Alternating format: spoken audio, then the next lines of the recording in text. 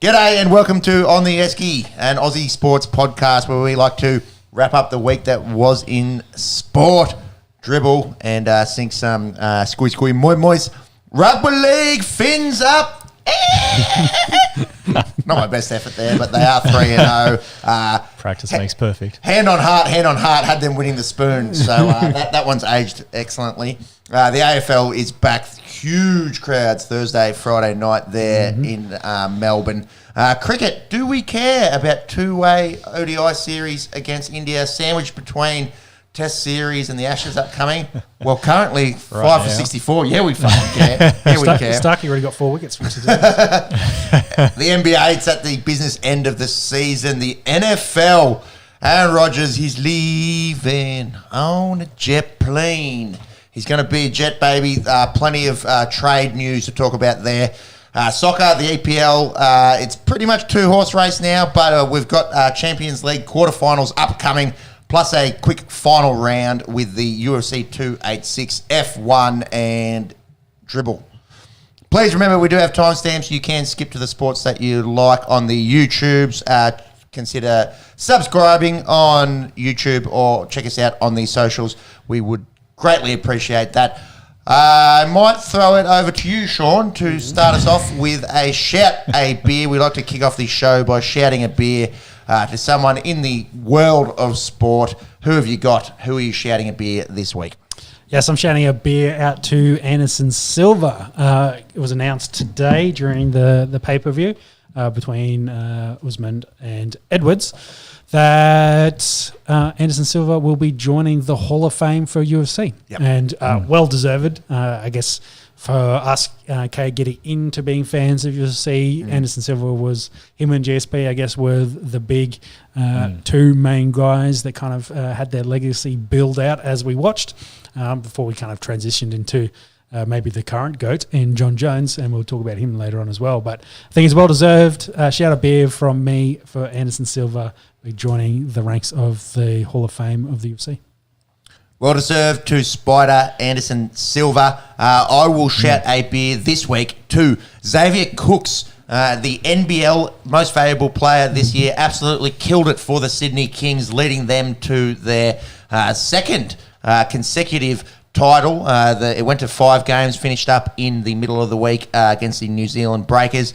He's been picked up over there in the NBA, 4-year, $6.1 million US, so pushing double digits Aussie dollars with the Wizards. He's 27, so a little bit of an older recruit to go over there into the NBA, and the Wizards have sort of been, there or thereabouts over the last few years, but not a whole lot of success. But you love to see it, an Aussie getting picked up, and there just seems to be more and more Aussies in the NBA, and the sport is growing over or down here. So shout out to you, Xavier Cooks. Enjoy a nice cold one, and I believe he'll be joining them this season as well. So,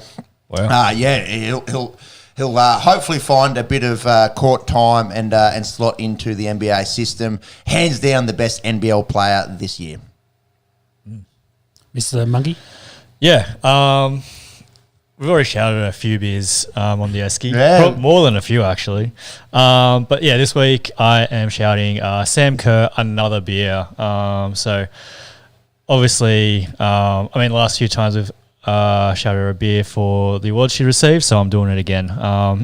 For the second year running, she won the FA Women's Super League Player of the Year award during the week. So after playing 14 games with Chelsea this year, she's scored 7 goals and her 22nd goal. Well, she scored 22 goals, wow, across all competitions this season. So, just props to Sam for another stellar season. And, keep it going. Big year for women's soccer down under, hosting the World Cup in a few months' time. So enjoy your beer, courtesy of us, Sam Kerr. Probably...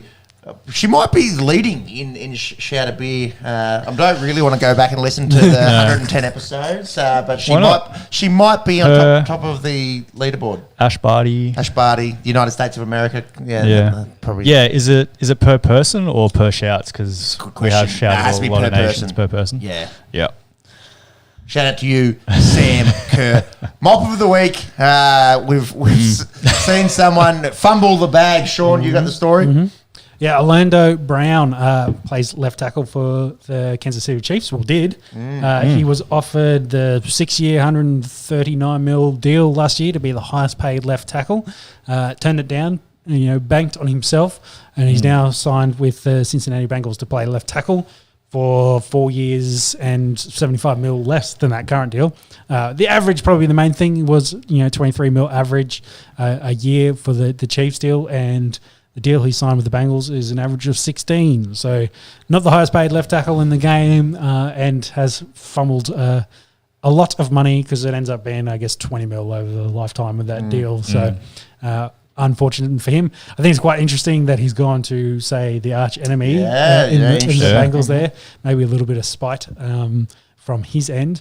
But yeah, a bit of a bag fumble up there with Le'Veon Bell and others the like. The Le'Veon Bell one is the ultimate fumbling of the bag. It's that he's the goat of fumbling the bag. Isn't he, really? I'll hold out, And for a running back, jack up my stock, and then in this era of running backs replaceable, poor Le'Veon Bell. And we saw that with Zeke as well during the week. Yeah, we'll talk about that in our NFL section. It's interesting as well, us, mere mortals down here. What a loser. He's only getting 16 mil a year. Yeah, that's it. $7 million less a year. Yeah. Second generation NFL player.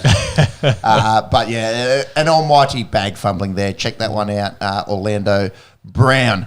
Boys, rugby league is back. Take us away, Monks, if you wouldn't mind.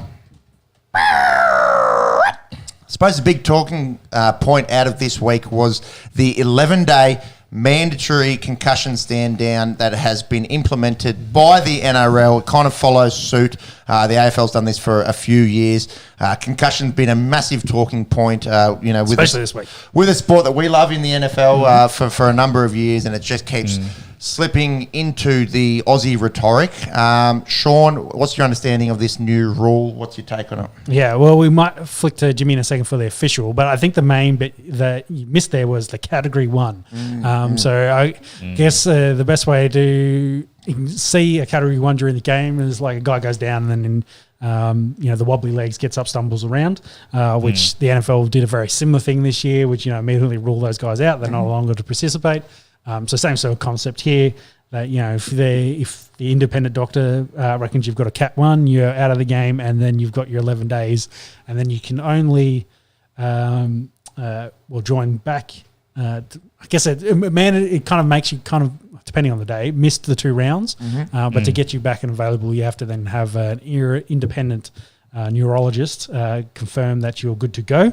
And there was some chat about, do they add some leeway to there that the same independent neurologist can give them the okay, on day 8 or day 9, say, afterwards.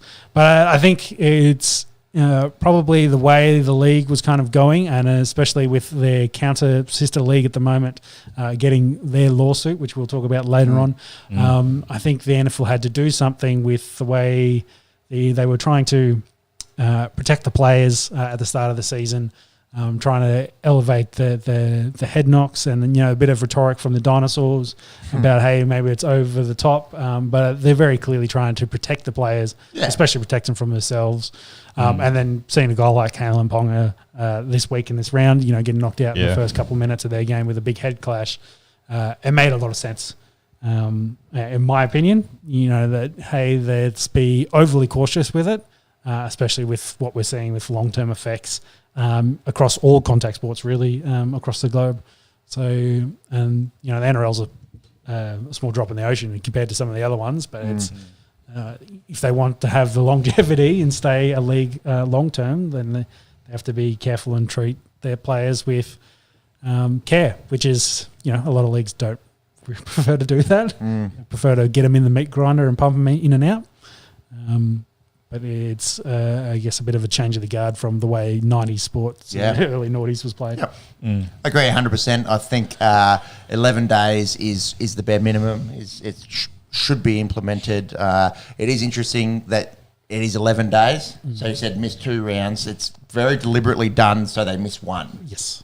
So Depending on the day they play. Like that's playing right. on a Sunday. Yeah, that's right. I was trying to figure Like, that if one you out. play- if you 10 play on a days- Sunday 11 and then- days is like a weird number to have. So They do it so you miss the next week and then you miss Yeah. your training, and then if Yeah. you need to play the next week after that, Yeah. then you're in theory sweet to go. Yeah. You know, But we'll be talking about this a lot moving forward, so we probably don't want to harp on it too much in today's episode. Of course, the thing that everyone's focused on is like, well, what are we going to do when we go through the state of origin period? Or what do we do when we go through the finals, etc.? Of course, it's different. Yeah. Like it is. Yeah, exactly. And it's like, and I think it might have been Billy might have had suggested maybe we have more standalone like separation in the rounds for that reason. Like, say, I don't know, Munster gets a concussion or, the week before it's the first game of State of Origin, but that game's actually the following week. So, yes, that, they've kind of separating out the weekends so you make sure everyone's 100% healthy, you get your best guys ready to go.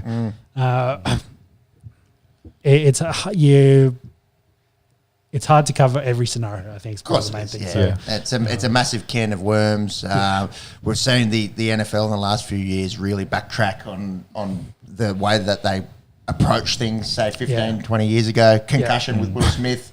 Maybe not super historically accurate, but a bit of Hollywood in there. Yeah, sprinkle a little bit of Hollywood, sprinkle a little bit of slapping of Chris Rock on there. Yeah. But it's the story of that being brought to the national attention over there in America. We'll definitely talk more about the AFL's lawsuit, but a league that has lost their lawsuit was the NFL, and they ended up paying out billions of dollars. So.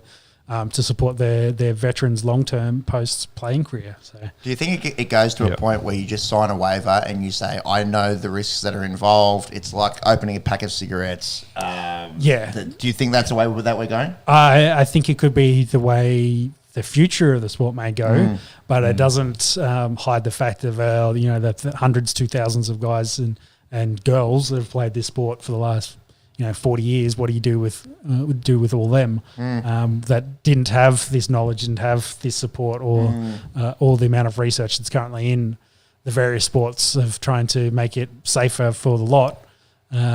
What do you do with all them? And what have they lost as a comparison? So yes, I think maybe it is the way forward. That I wouldn't surprise me some leagues do add that into some of their contracts, etc. But player health and player, especially in today's sport of sports sciences and all that lot, is very much at the forefront of,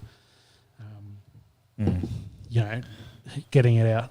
You might see the rare of Tom Brady's playing 20 plus years into your 40s, in a dangerous sport. Definitely outlier. Definitely outlier. But I guess it's. That's what you would rather have longer term players of high quality talent than the meat grinder, having guys that play 3 years and that's it, and they're in and out, and then NFL not for long. And then have a long standing fallout of some sort of injury or whatever from their playing career.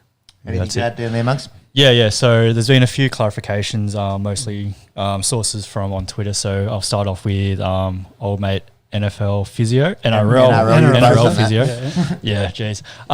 So it applies to everyone who suffers a concussion. So any Cat 1s are immediately off the field, do not come back on. Any Cat 2s obviously go through the HIA protocol. With Category 2 concussions, clubs can apply for an exemption to the rules, which essentially says it can't have been a Cat 1 concussion. The player is asymptomatic of any concussion, symptoms. Cognitive tests are all back to normal. The player has suffered fewer than 5 previous career concussions, which probably would cut out a lot of players. Ponga as an example. I think he's had 6 in the last 10 months or something. I think it was 4, but total, he might be. He might be up there. So must not have received a diagnosis of a concussion within the previous 3 months, and has no history of prolonged recovery from concussion. So a lot of rules, in the subtext there, isn't there? Yeah, there is. So by all accounts, it sounds like most players will still miss out on those 11 days. And then also shout out to at League Eye Tests. They've done the numbers for for us. There will only be 3 instances in 408 scenarios this season where a player who suffers a concussion will miss the following 2 games. Okay. And that's where the 11 days comes into it. Yep. It's very deliberately done at 11 and not 14. Yeah, yep. But I like it. I think we should give the NRL props in this, that they have more of a complete protocol. Yeah. And we do talk a lot about the NFL, but for a major league that makes trillions of dollars essentially, I think they haven't quite hit trillion. Let's stay with the billions. Let's stay with the billions for the NFL. $1 trillion. Never your forte is at the number of zeros, but that's all right. Always round up. But a league that has more money to spend on the research and the fact they have like a complete concussion protocol process, and the guys go in the protocol and they're in it for could be quite a while as they work their way through it. It's good to see the NRL try to have an equivalent, see what the other leagues are doing, and even like the AFL, and try to use that, build on it, and navigate from there. That's where everything's going to come from, isn't it? You follow the money, you follow the research. Probably whatever happens over there in America is essentially how we'll follow suit. But like you say, it's a proactive step. It's good that they're taking a stand. And obviously we love the warrior aspect of rugby league, but you do worry about the players and their long-term future, and any sort of measure that gets implemented to try to negate the effects of the nature of the sport is a positive step. Yeah, and my biggest concern leading into this, and from where the season had started, was rugby league likes to rugby league and fuck things up. Again, props that they've probably hit this right on the nail on the head. Like they've followed what the other leagues are doing, and kind of expanded on it for the NRL's specific needs. But I think it's a good step forward. I can't see too much wrong with this. Yes, some people will bitch when your star players are missing big games, but it's for the betterment that they play the next 10 years for your club instead of the next 2. Yep. Good point to finish on there. Let's talk about the games briefly over the weekend. We are Sunday night after round 3. What's the matter, Parramatta? They are suffering some kind of almighty grand final hangover. They haven't won yet to start the year. Manly pretty good, 34-30 winners there on Thursday night. Ryan Madison copping a bit of heat for missing the first 3 games rather than paying $4,000. What's your thoughts on this one? I think that's probably media going after him. I think their biggest concern is Josh Hodgson is strangling the team a little bit. He's been a bit of a big downgrade for them from Reid Marnie, which was always going to be a challenge, but Josh is showing his age, I think, a little bit, and coming back himself from injury. It might take him a couple of months, a month or 2 of games under his belt with his new club to really hit his straps. But yeah, I've seen a lot of unhappy Power fans that he's not getting them on the right foot, which is very hard. It's hard to play behind a slow hooker occasionally. So they've got the talent there. They should right the ship at some point. Yeah. I think that's one of their bigger concerns at the moment. I mean, they are scoring points as well, though. Like, obviously, beside round 1, 12-16 against the Storm, they've been putting up points, so it's probably just maybe, I'm guessing, a little bit leaky in defence or putting up errors. And look at that as well. They're on 3. They've lost each game by a try or less. Yeah, they're not too far away from it. To top tier teams as well. Yeah, exactly. Well, they haven't first played and second. and they get Penrith next week as well. Yeah. And then there's a chat about Brad Arthur not playing the full bench, leaving for the first 2 games. He had a reserve that didn't play at all. And there's been the jokes that they're 0-3 and Brad Arthur's getting an extension, whereas Tim Sheens is on the hot seat already.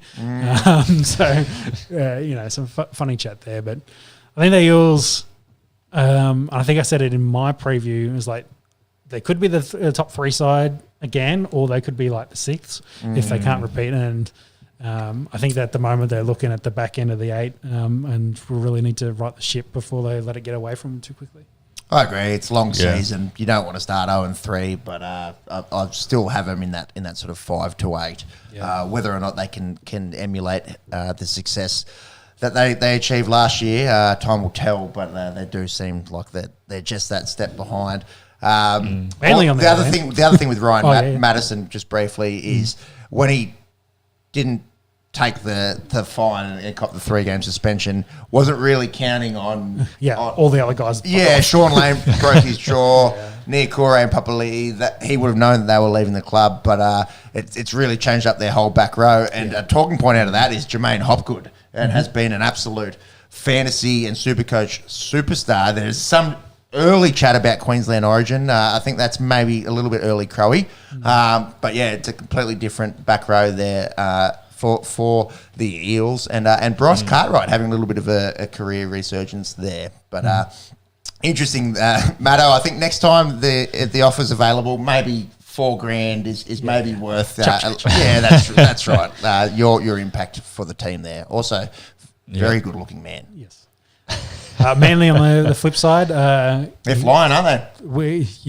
Once they got the turbos in there, that's the Manly Sea Eagles we expect. Double or triple turbos? Triple turbo. Ben Turbo not playing a heap of minutes, but I think he's played 3 off the bench. But I know 2 off the bench. Sorry, because I think they've had a bye. Yes. But Tommy Turbo was looking like 2021 Turbo. 209 run meters, 2 tries, 10 tackle busts. He had 75 odd fantasy points. They're a different beast when he is on song. Yeah, their season will depend on his hamstrings. So. No sprinting down the Esplanade. No, that's it. Slash slipping in the shower. And talking about Olaquatu as well. There may or may not be an origin spot available with, Angus Crichton. He should be back this week. That's the report. Well, they're saying he's out of because he did a little bit of mental health inpatient stay apparently on the men. So wishing him all the best with that. Definitely. And Origin's still a couple months away, but regardless of the Crichton situation, he may or may not be ready to go. Olaquatu is putting his hand up. He scored a double. He does things that guys his size shouldn't really be able to do. Yeah. And we'll talk about Keon Koloamatangi in a second. He might be the other bloke, but Olaquatu is different. He just looks bigger than everyone else out there that's playing as an edge back rower. All right, boys. Should I do the sound effect? Yeah, do it again. I was really struggling at the top of that one. But the most intelligent creature in the ocean, that is Ridden by Wayne Bennett. Yeah, ridden by Wayne Bennett, as per memes, as per Dolphins taking over the world in the Simpsons. Top of the ladder, bro. Top of the ladder, 3-0. Humble pie. This is me eating my humble pie. That's a good humble pie. I had them coming last in our season preview, and that is aged horrendously. You had it a little bit more faith. 13th. Yeah, I think because it's and Monks had it 16th. So I think so. So none of us were really high on them. Yeah, 15th. I had more faith in Wayne, but I think what a lot of people missed, I think, and definitely mainstream media, was the team they've put together has a lot of 100 gamers in it. Like they've got a lot of veteran experience there. So if Wayne can do his job, which we know Wayne will do, he can definitely get the best out of them. And then sprinkle in a bit of young talent that's up and coming. Jerry Marshall King has one. And Hammer at fullback, so, really found his feet there. So, that's just what they needed to get the ball rolling. And they're scoring good points, playing good defense. I think Kafusi, though, is going to three. I think it's confirmed 3 games. Yeah. Didn't seem like there was a heap in that, but he get reported twice, and I think maybe has some priors. Finn Diesel, he was taking souls in the first 2 rounds.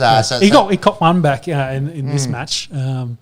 But it was. It's good to see the Finns, doing well, and it's led to more expansion chat. The 20 teams, 20 team chats coming in. Yes, 20. Let's start with 18.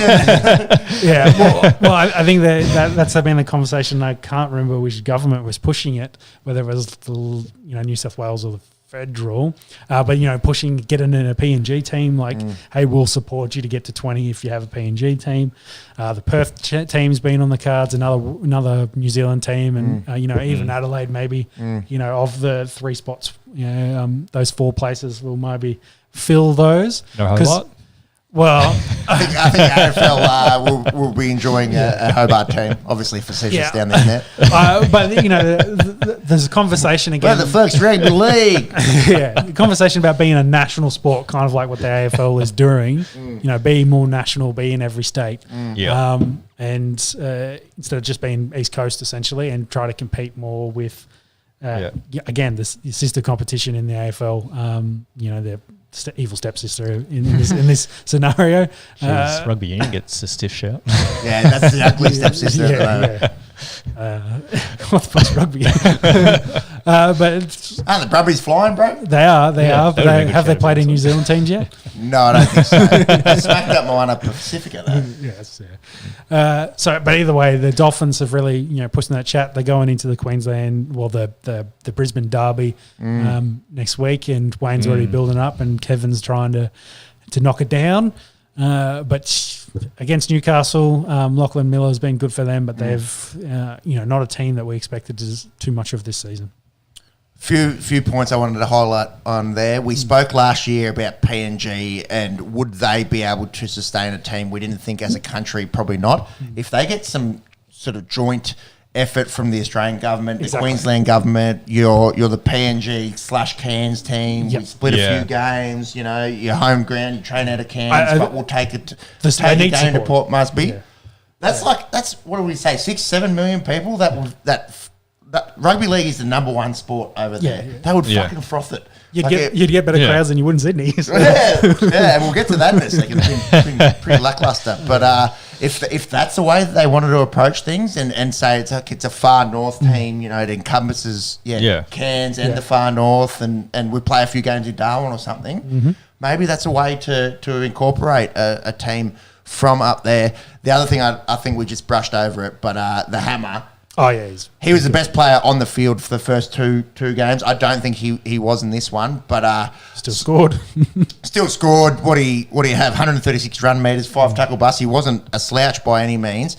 And hand on heart, I was like, well, he wasn't the best fullback at the Cowboys. How's he going to go over there and wear the number 1 jersey, which is so important in rugby league?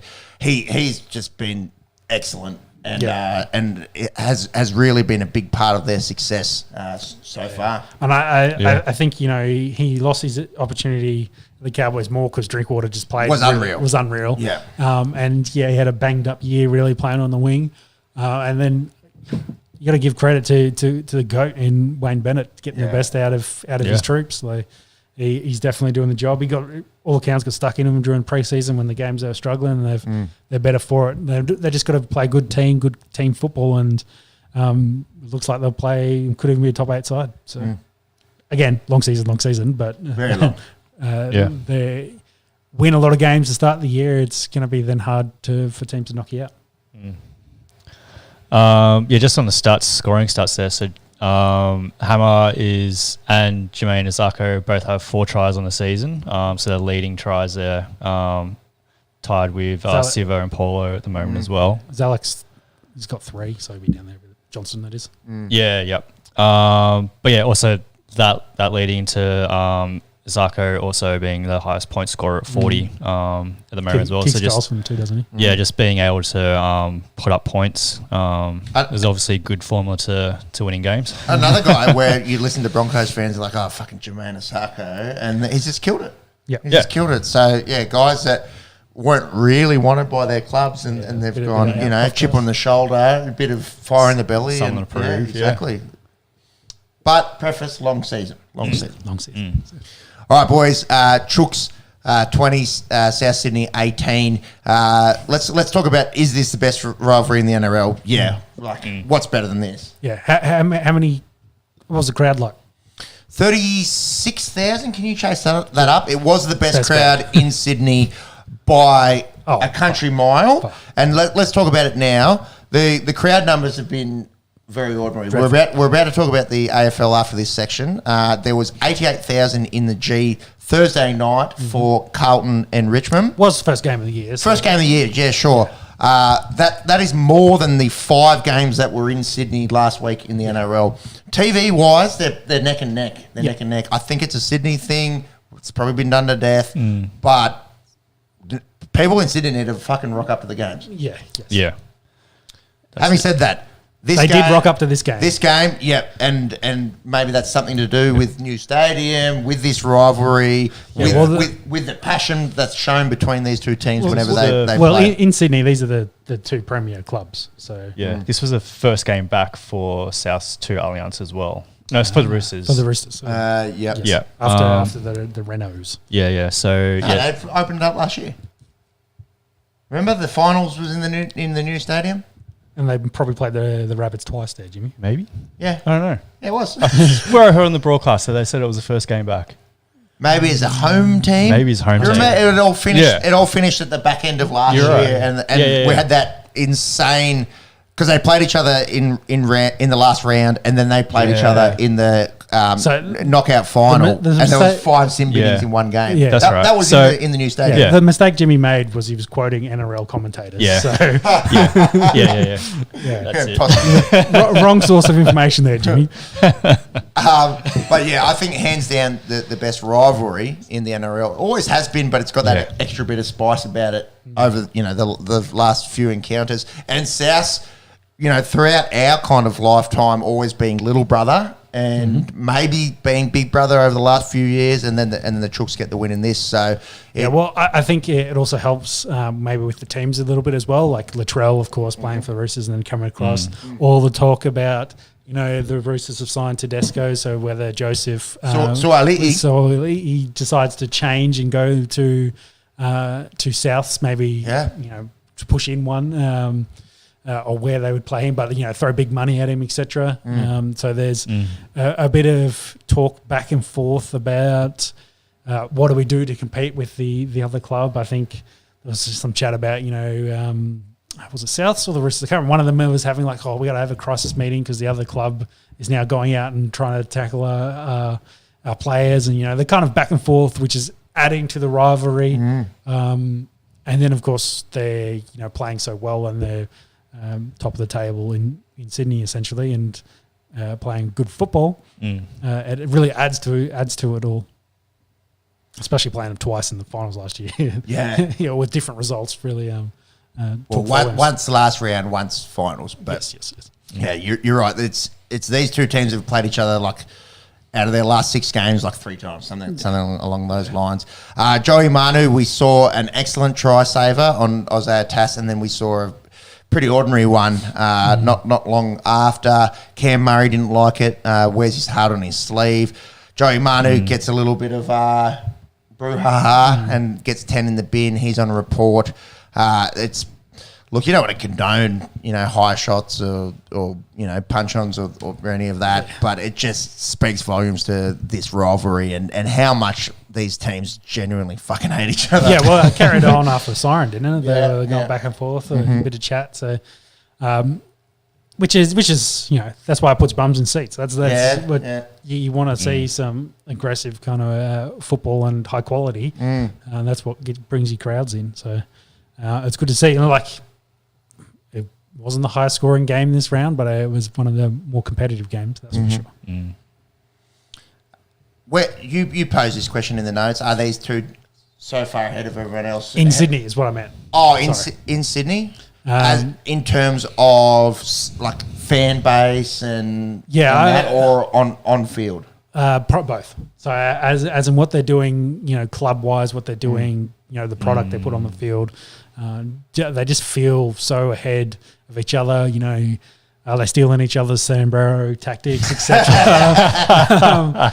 But they feel so ahead of the other competition that's coming out of Sydney, and outside of I guess what Melbourne had done past Melbourne as well. I don't think any of the other outside Sydney teams kind of are on that same sort of level. So are you counting Penrith in Sydney or not in Sydney?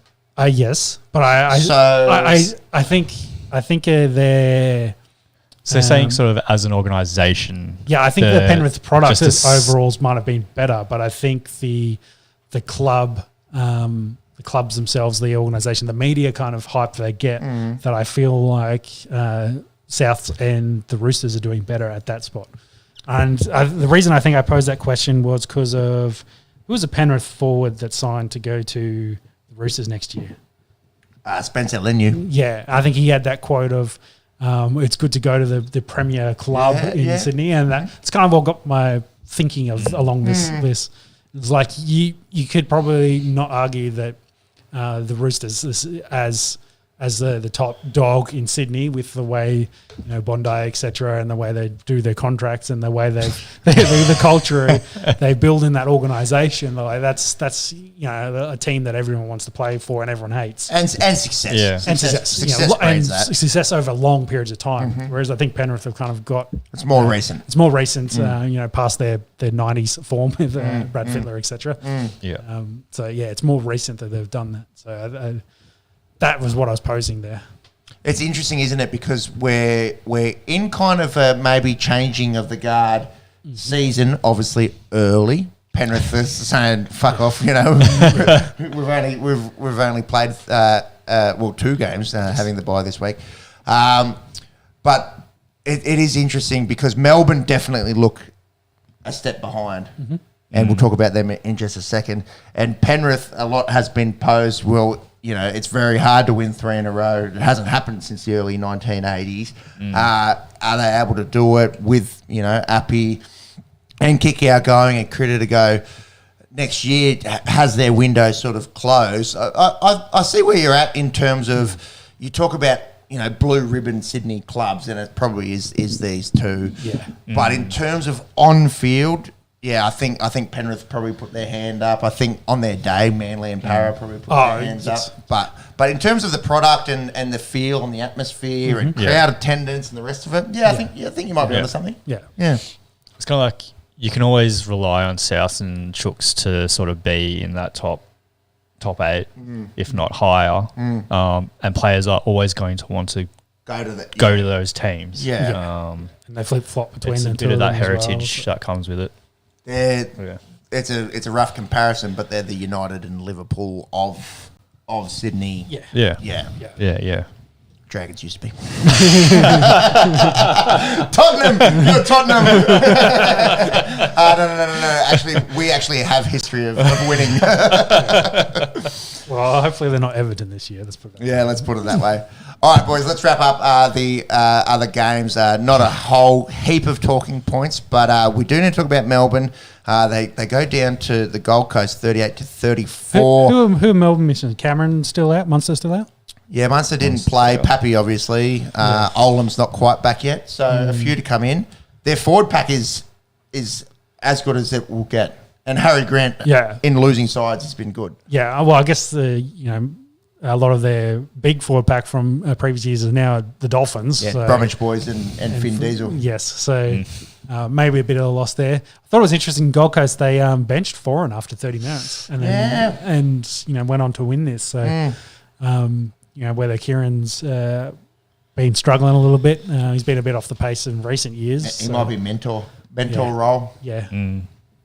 But big upset here to get away from Melbourne, who were chasing them down in the end of this. Massive. The 2 early games on Super Saturday, both big upsets. We highlighted Aliofina Khan-Pereira earlier in our preview for the year. He finally showed a little bit with double. Obviously, his winger can only sort of do what you can do with the ball that you get. Got to be a good finisher though. But the Titans are 2-1.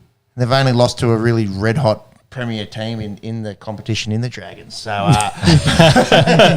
so the Queensland teams aren't going too bad. The Cowboys, who I thought would be the best Queensland team this year, aren't off to the best start. 1-2 going down to the Warriors in Townsville. Pretty unlike them. They missed Scotty Drink. We spoke earlier in the show about how good he was last year. Tom Chester, don't know much about him. No. Comes in and plays the one. Didn't watch this, caught the highlights. Marcelo Montoya scores a double when the Warriors are 2-1. Where was this played?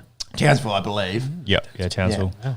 Do have to say they did lose the Broncos last week, so it's second game is a pretty rough game, I guess, for them. I suppose so, but you look at last year and where we had those teams and what we expected. I feel like they're still where the Eels are at the moment. They played maybe overs last year and they just got to find their feet. Back it up. Yeah. Everyone else has now kind of caught up to them in the off season and knows Yeah. their game plan and their structures. So they're there. They got to work on taking that another step forward to maintain where they were last year. That's a nice comparison. I like that actually. Yeah, we didn't probably expect either of those teams to play as well as they did last year. It's only round 3, but maybe just that little bit coming back to the hangover. pack a little bit, and then we'll need those guys that stepped up last year to do so again, and as the whole team really to take that proverbial step to keep going. A team that we definitely didn't expect to start so well is the Brisbane Broncos. They're Reece 3-0. Walsh is a difference maker to that team. How good is he doing? Huge difference maker. At the back, he just changes it for him. So you can see the reason why he's back. They brought him back to the club, and why he's keeping Cobbo out of the fullback spot. Why they want to keep him there is because he's just electric with his pace. So, Reece Lightning, and he just creates so many opportunities for the other guys to then get points.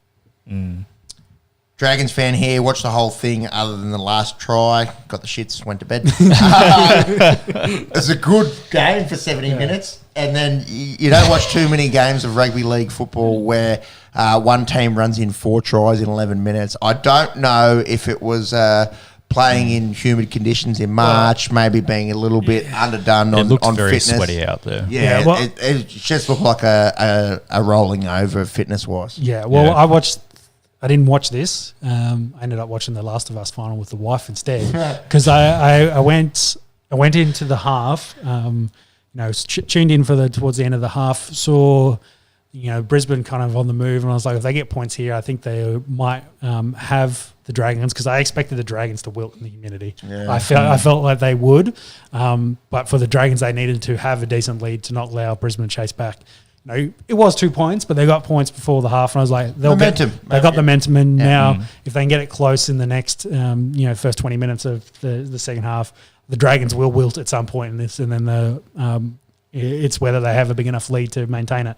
And as we saw, they didn't, and the Broncos really turned it on. Scored 22 points in 10 minutes. Yep, something like that. Yeah. Teague Wilton says hi. Teague Wilton.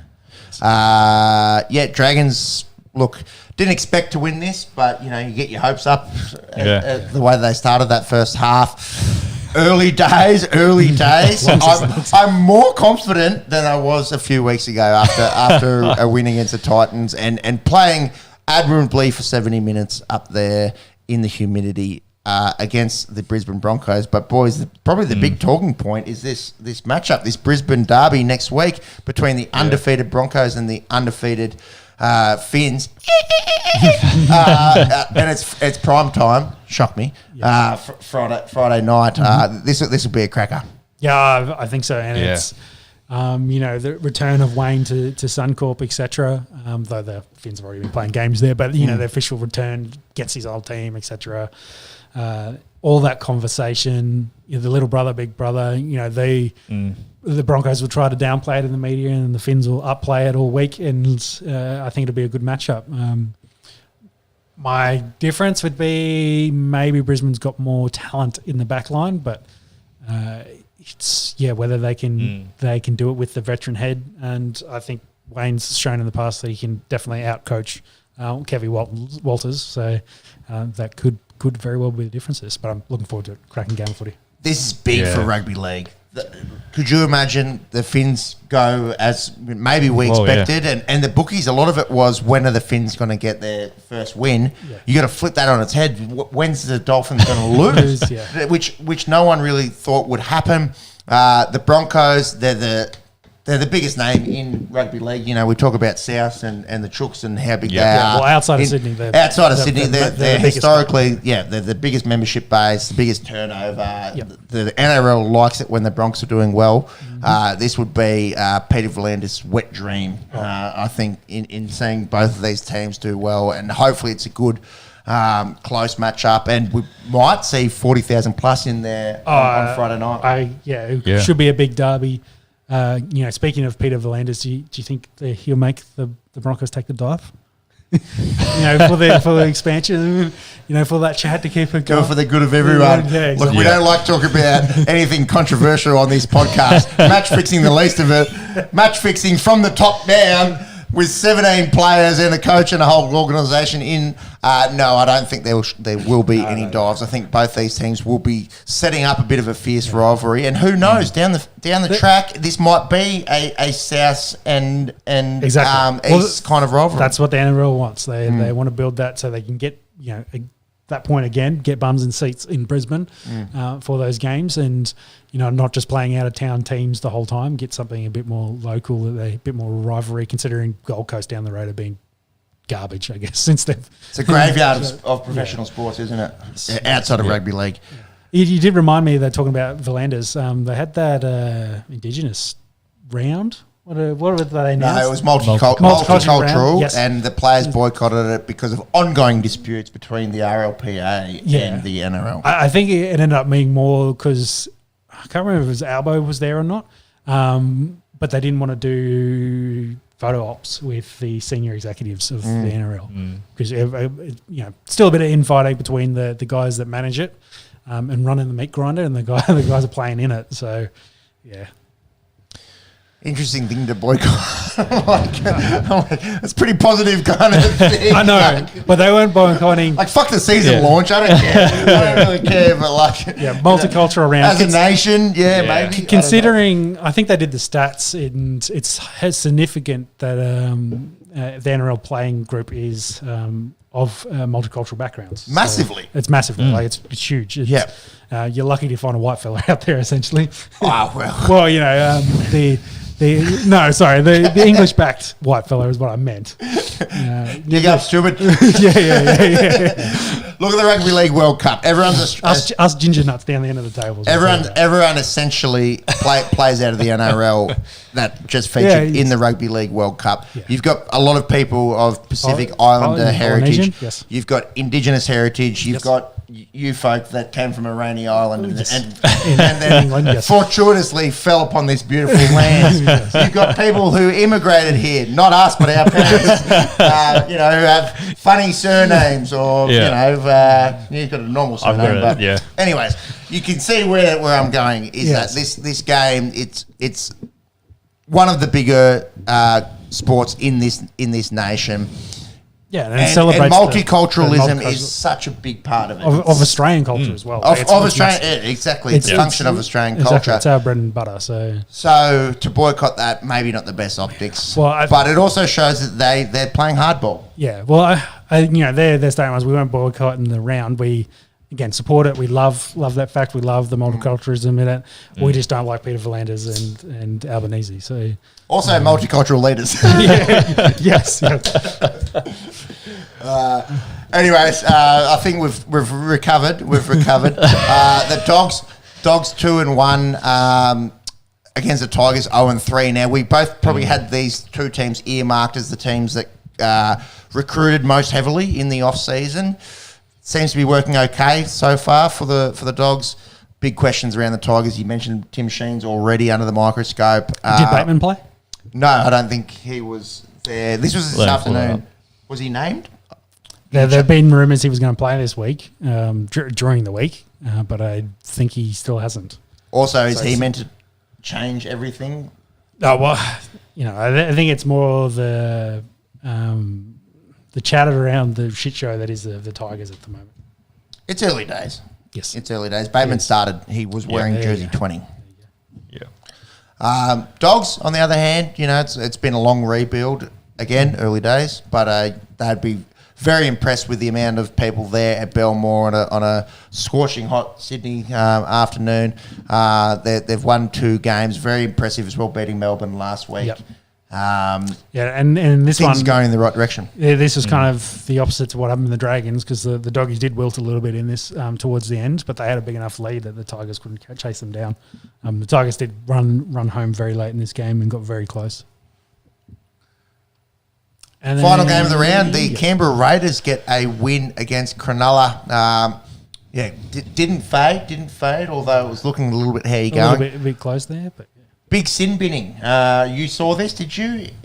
Wasn't a big sin binning, but well, in terms of the game, they scored actually when the Raiders scored, and then I think the Sharkies scored 2 following it. So it was Royce Hunt. He did a little slappy, Trent Barrett. Horsburgh pushed him over, and he got up and then struck Horsburgh. It looks more like a Nate Diaz slap across the chops.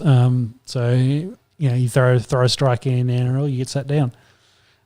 In the scheme of things, probably wasn't going to help them, but they'd been playing ball out to that point. Sharkies, they kept turning the ball over in their own half, giving the Raiders plenty of opportunity, and the fact the Raiders only just held on, is credit, I guess, to Cronulla coming back into this, and without Nico Hines, that's probably what they lacked. It's early. We live in Canberra. Don't want to step on too many toes. I'm concerned about the Raiders. Yeah, they seem like a step back. They just held on to today. Papali hasn't played for them, I don't think. Yeah, they've got some big outs with injuries at the moment. Run us through it. So obviously, Rapana as well. He didn't play. Yep, Rapana. Savage, obviously. Probably. Yeah. Yep. And then today, Danny Levi looks like he's broke his jaw. That's jaws. 6 to 8 weeks. Yeah. And Kotrick looks like he's done a hamstring as well. Yeah, he was a laid out as well today. So yeah, they're a little bit banged up, but they also didn't recruit very heavily. So they're a middle of the pack team and got to maintain their 500. Playing Newcastle next week, so don't hate that as a Raiders fan. Yeah. Let's briefly run through the ladder. It's top of the table clash with the Broncos and Dolphins, undefeated. Manly 2-0 with the bye, and then it's a real surprise packet, really, with the Warriors, Titans, and Dogs all travelling pretty well. Did you mention Manly at 3? Yeah, mentioned Manly. Chooks are there. Dragons, let's go. Penrith, I think still in the 8. Penrith are the sleeping giant. Well, you look at the teams that played in the 8 last year. You've got Souths. Out. Yeah, well. Cronulla, out. Penrith, out. Out. Canberra out. Melbourne, out. Cowboys, out. Parramatta, out. That's crazy, man. So that's 6 of the 8. 6 of the 8 from last year that currently sit out. Outside it. So, yeah. Again, long season. Long season. Preface, caveat. It's very interesting. What I think I said before, those teams that are out ahead, maybe coming back to the pack a little bit as the rest of the pack chasing, and then who will then take the step, and then by mid-season be pushing their credentials for playing in the finals. Para and Penrith on Thursday night. Bit of bad blood between those two. Let's go. Yeah. Have Para been their daddies? They have been daddies. They've been Melbourne's daddies up until that loss in round 1 too. Yeah. Dave Grohl, some might say. All right, let's jump south of the border. Let's head down to Victoria for the start of the AFL.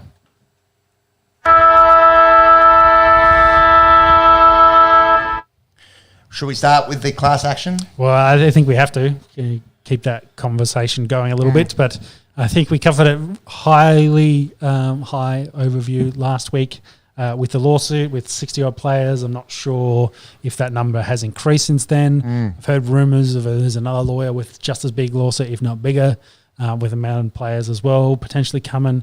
But the AFL, under attack, under fire from former players that have had concussions during the lawsuit and what they're going to do in that space.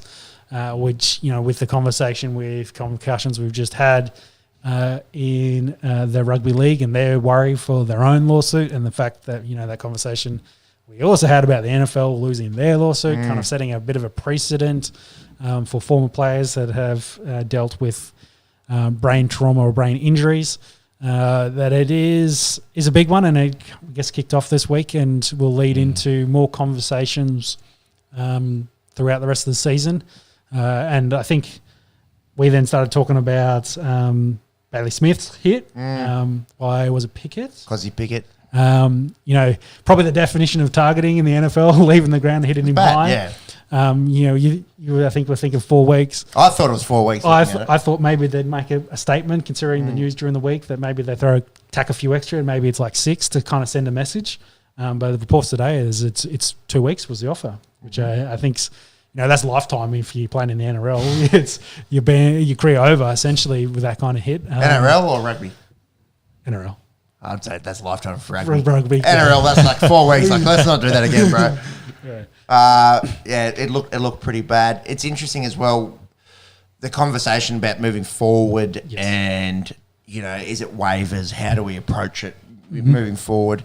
How the fuck do you backdate it? Yeah. It's past our intelligence, as most things probably are. Yes. But which is the point. How do you do it retroactively? Yeah, which is the point of, I guess, the lawsuit and the big millions of dollars that they're asking for is that money will go towards sorting out that issue.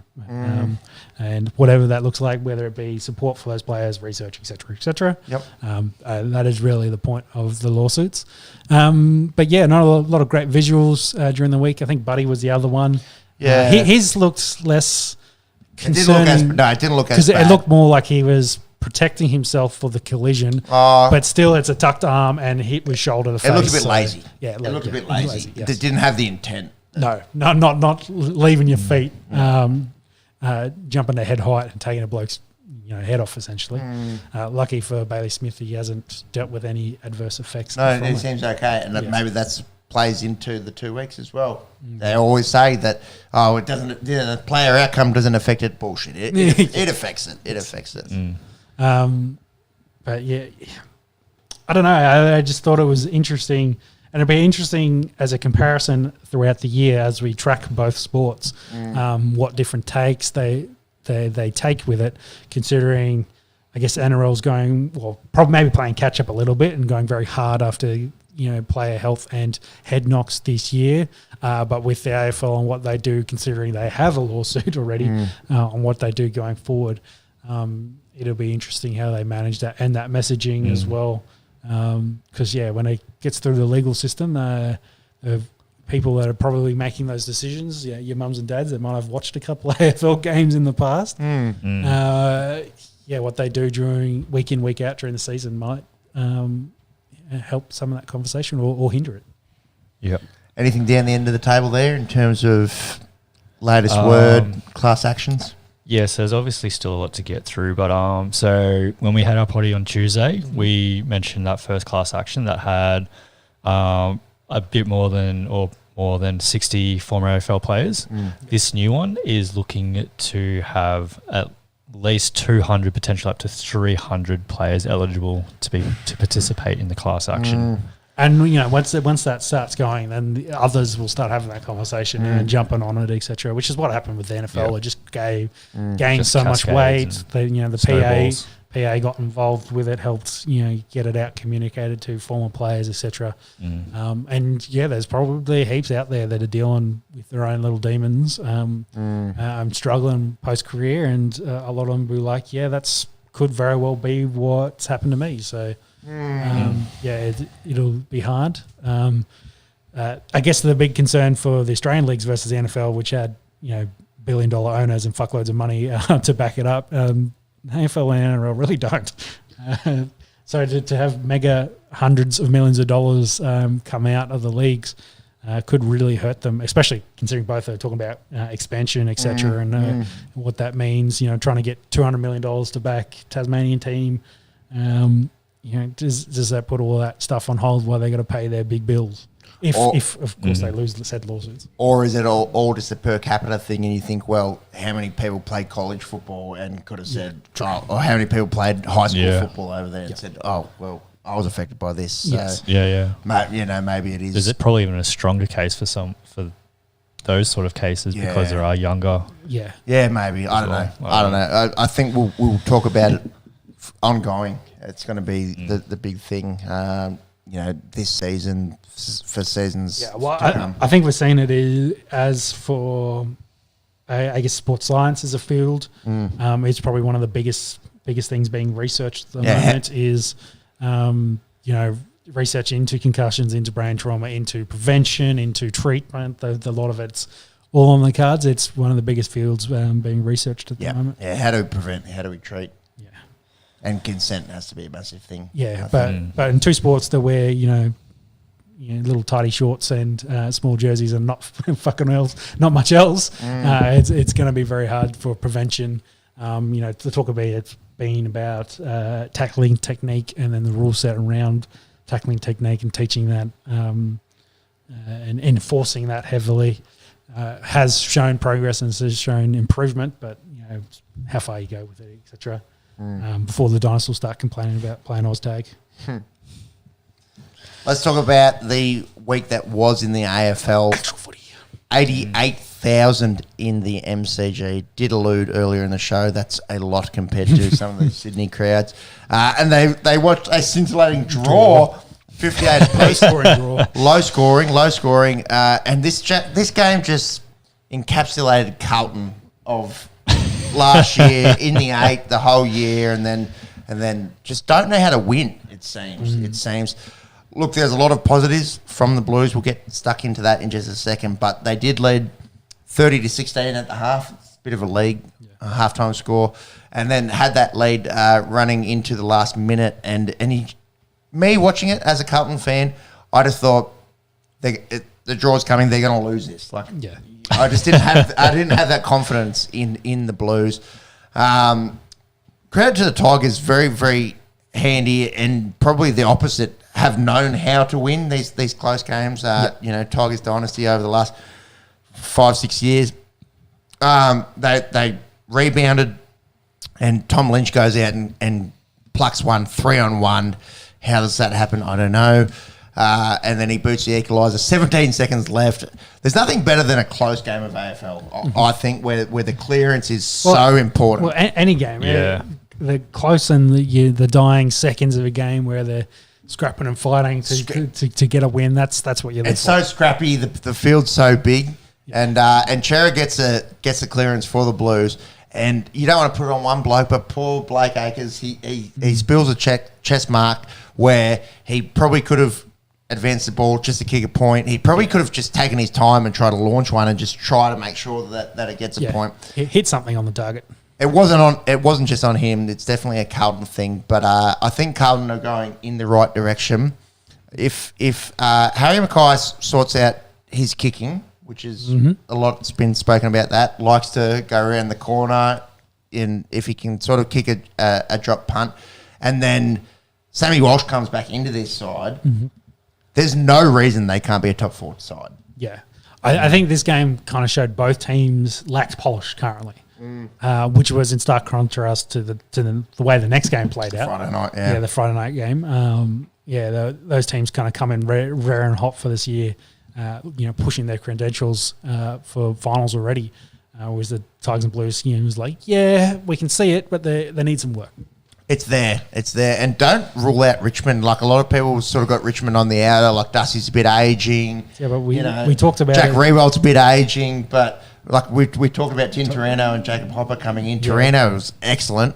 Hopper, not there just yet, but it's one game. But the Riolis. Dan Rioli, that might have been his best game as a Tiger. Role as a halfback, possession man, getting the ball, rebounding it out, and then Junior Rioli looked unreal. He booted 2 goals. He could be the Robin to Shea Bolton's Batman. Yeah, well, that's the other thing. Bolton and Tom Lynch are still in that squad. It's a good list. And like we said, if they're just lacking polish at the moment, they could go a long way this year. Junior Rioli is Dan Rioli's uncle. I thought they were cousins for some reason. So I don't know how it's played out, but the Rioli family, obviously eponymous. Big word there. I think that's the right word. With AFL and Cyril and Morris Rowley Senior. It's going to be interesting to see what the Tigers can do with uncle nephew in their best 22, and how they go with an aging Rewalt and Martin and a bit of a passing of the guard, I suppose. Yeah. Sean Abbott's on a hattie here. Let's go. Dude, we'll talk about cricket in a second. But all I've ever said my whole life is all I care about is not test matches and is one-way ODI series over there. Which you just tacked on for a little bit extra. Yeah. All right, let's talk Cats Magpies, the defending premiers in Game the Cats. around. Go down to the Collingwood Magpies. Good game, this one. 2 big clubs, 2 new captains and talking points in danger, and Darcy Moore taking over their respective teams. I watched a bit of this Friday night, which for me, when the Chooks and South's going at it, it was a big decision. And the first Australia versus India game as well. Yeah, well, that's third probably. That was third. That was third on the chopping block Friday night. Let's go, boys. It was big from the Pies. It meant a lot. The Dacos boys had to say goodbye to their grandfather this week. Pretty emotional scenes with them spreading smashes pre-game. And Bobby Hill, he just slotted in and looked very at home in that Collingwood forward line. You have to talk about Jordan De Goey because so much was said last year about his off-field antics and, does he have his head screwed on as an AFL footballer? He's very fucking good. Yeah. He's very, very good. And I think we said it last week. As long as they're in the headlines, Collingwood will do well, and they were last week in the preview. And I think you have the Pies kind of fired off their warning shot for the fact that, hey, we're coming. And, for a lot of the guys, I think even we said it in our preview that maybe they played overs last year and they're not going to be able to repeat that. But if anything, maybe they're even better than they were last year and they could really push the top sides, push those sides we thought were, the tier ones, the top four, etc. And they did it in Geelong with the kick it off. So there's nothing to say they can't keep this roll going on for the rest of the season. Well, I just spoke about Carlton and how they struggle to win these close games and they don't have that sort of winning mental killer instinct. Killer instinct. The Pies have that in spades. Oh, definitely. What did they win? 8 games last year under 2 goals. Yeah, last year was maybe the year they needed to have to potentially win a flag in the following years, and maybe this year could be it. Their window open, and we'll see how far they go. Big, hole left with Brodie Grundy going. Darcy Cameron looks like a pretty reasonable ruckman. They played most of the last year without Grundy, so I think they've, they went on that big long winning streak without him. So I think they've kind of proven what they can do without Grundy. You'd hate to lose a player of his quality, but they've shown they can win games, and they're going to, by all accounts, keep doing it. Kanga. Roo. Maybe two of the worst teams in the comp, but it was a nice, close, evenly fought game. The Kangaroos getting a win, so they've already gone to 50% of their wins from last year. We spoke about him, Harry Sheezel. The Carlton draft, they're doing Sheezel gear. We thought Weasel, but Weasel has negative connotations, so maybe it's Sheezel. But he's 18 and he's getting 34 off half back. He's going to be a superstar, this kid. Oh, definitely. And that's what the Kangaroos need. They need some superstars in their team to push off the bottom of the ladder. That's what that's the goal. It's not finished with the spoon again. Are they back-to-back spooners? I think so. Yeah. You don't want to do a three. That up. Yeah. We're saying in the league how hard it is to win 3 in a row. Yeah, be the spooners 3 years in a row. Can you get 3 in a row from the spoon? I'd be surprised. I think the Kangaroos are improved. I think they'll be like a gentleman's 15th. Yep. 16. Yes. So they're going for the 3-peat. They're going for the 3-peat. 3-peat spoons. They are also going for the 16th. Which is a long way behind St Kilda. A long way behind St Kilda, but right up there in number 2. Yeah. Eagles going to be hard this year. We'll talk about Hawthorn. I think they might put their hand up too. Yeah. I thought maybe the young team would do a little bit better, but they got dicked today. Power Lions. Did you catch much of this, Sean? I did see some Brisbane Lions fan. Yes, and I think maybe a return to form for Port Adelaide started slow last year. I think the big gets this year on Francis was excellent in this. Royale as well, I think played really well. So some of those recruits that have come in played excellent. I think the big issue probably for the Lions is they haven't corrected their issues from last year. They just lack grit. I think it's probably the main thing. That is, once the games kind of get hard and tough, they seem to capitulate. Like they played a good second quarter, got a good lead going in the half, and then fell over in the third and let them run all over them. So That's where the game was over. They put on like a 30-point lead, Port Adelaide, and I was like, yeah, Lions are done. I'm going to go do something else. So that's the worrying trend. They've gone away and recruited heavily talent. They've got a lot of good talent in that team, but they just, like I said, lack grit. They lack maybe some of that veteran dog in them to fight with the top teams to push out. And I think Port Adelaide can kind of maybe they were where they were 2 years ago and are coming back into being one of the top clubs this year. Yeah, Lions were 3-3 in the second half. Yeah, they led it halftime. Yeah. So, a dreadful second half. Got to talk about the Hornet, Jason Horne-Francis. The biggest talking point in terms of young talent leaving last year. Yep. And he just slotted straight in. He looks strong for his age. He had 25 posies and a goal in his debut. And it looks at home. It helps when you get some talent around you as well. So, indeed. And it's a much different team, Port Adelaide than Kangaroos, and they will really love having him, I believe, with the way they played, especially in this one. Ollie Wines, also good. Todd Marshall booting 4. It's been an interesting year for Todd Marshall. Shows glimpses where he kicks a bag and then goes a little bit missing. So be interesting to see if he can string together a bit of consistency there for the power. Boys, we spoke highly of the Demons in our AFL preview last week. Obviously, round 1, you can't toot on your horn too heavily.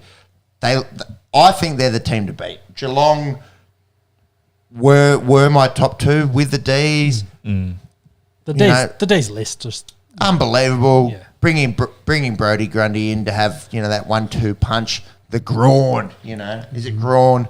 Is it Brundy? I think it's Grawn. Yeah, and which will be an interesting challenge for the Demons because they will have that big target on their back the whole year. So we're seeing that a little bit with Penrith at the moment. Everyone's kind of coming for them. So whether the D's another year removed from winning the comp, can they keep it together? And I think they've put the list together to really push hard to win it. They're definitely going to be there. In the Bulldogs, might have the best name value in the midfield, but they just haven't been able to recapture their form after being at the granny. What was that, 3 years ago now? 4? 2. So it was this. Yeah. Is it 2? I think it's 2. I get it all maybe bit confused. Yes. Yeah, and it was a similar kind of game actually, where it was sort of neck and neck for the first half, and then Melbourne just go into 6th gear. Yep. They're so fit. They love the second half. Ben Brown actually looked pretty good. And we talked about Cozzy before in a bad light. He's so good. Yeah, he booted 4. He seems so much quicker than everyone else. 2 weeks offered, that's I think that's a little bit unders. So if he continues to run amok there and be that extra presence as a small to Bailey Fritsch, who's arguably one of the best small forwards in the league, it's theirs to lose, I think. Yeah, agree.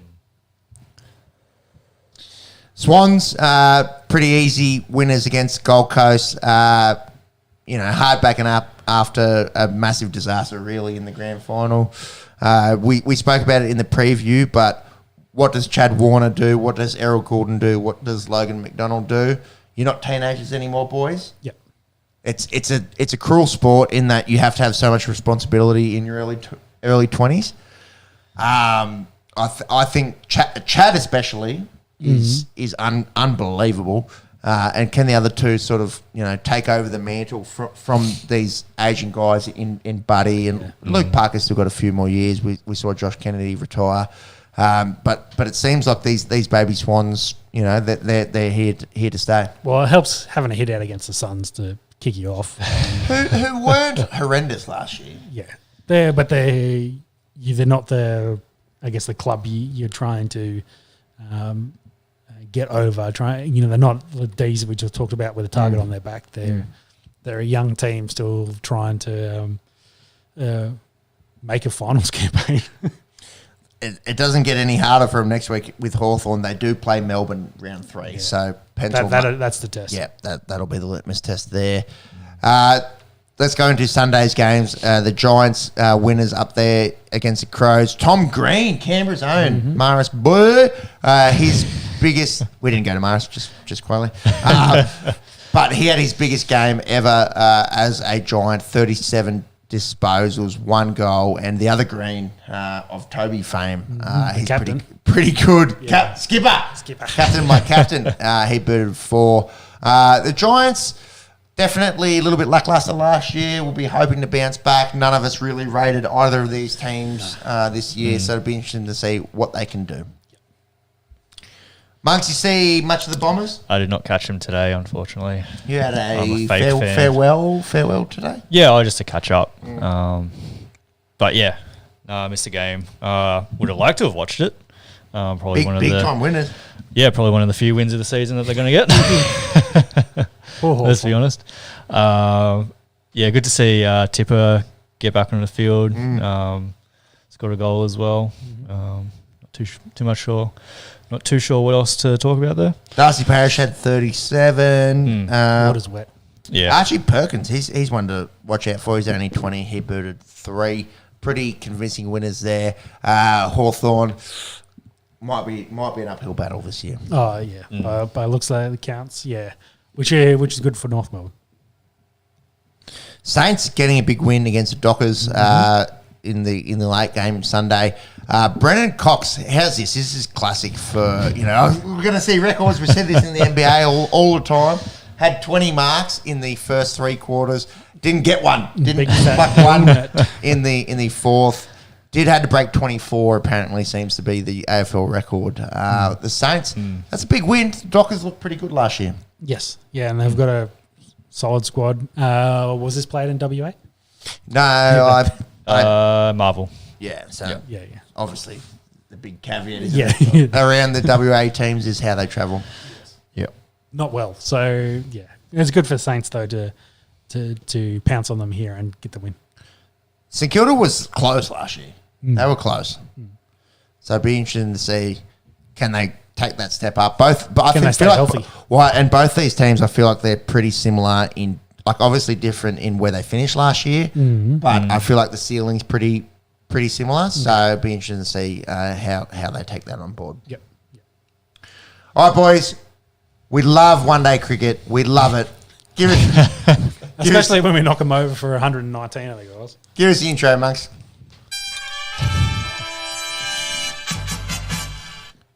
ODIs, where do they stand? Obviously, the World Cup is peak. That's peak cricket. Yes.